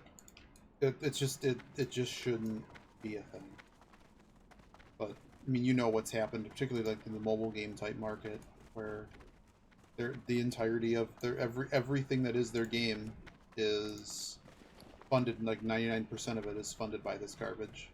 Kind of difficult to undo that. Man, I guess I gotta flip one of those. Still cannot mine mithril.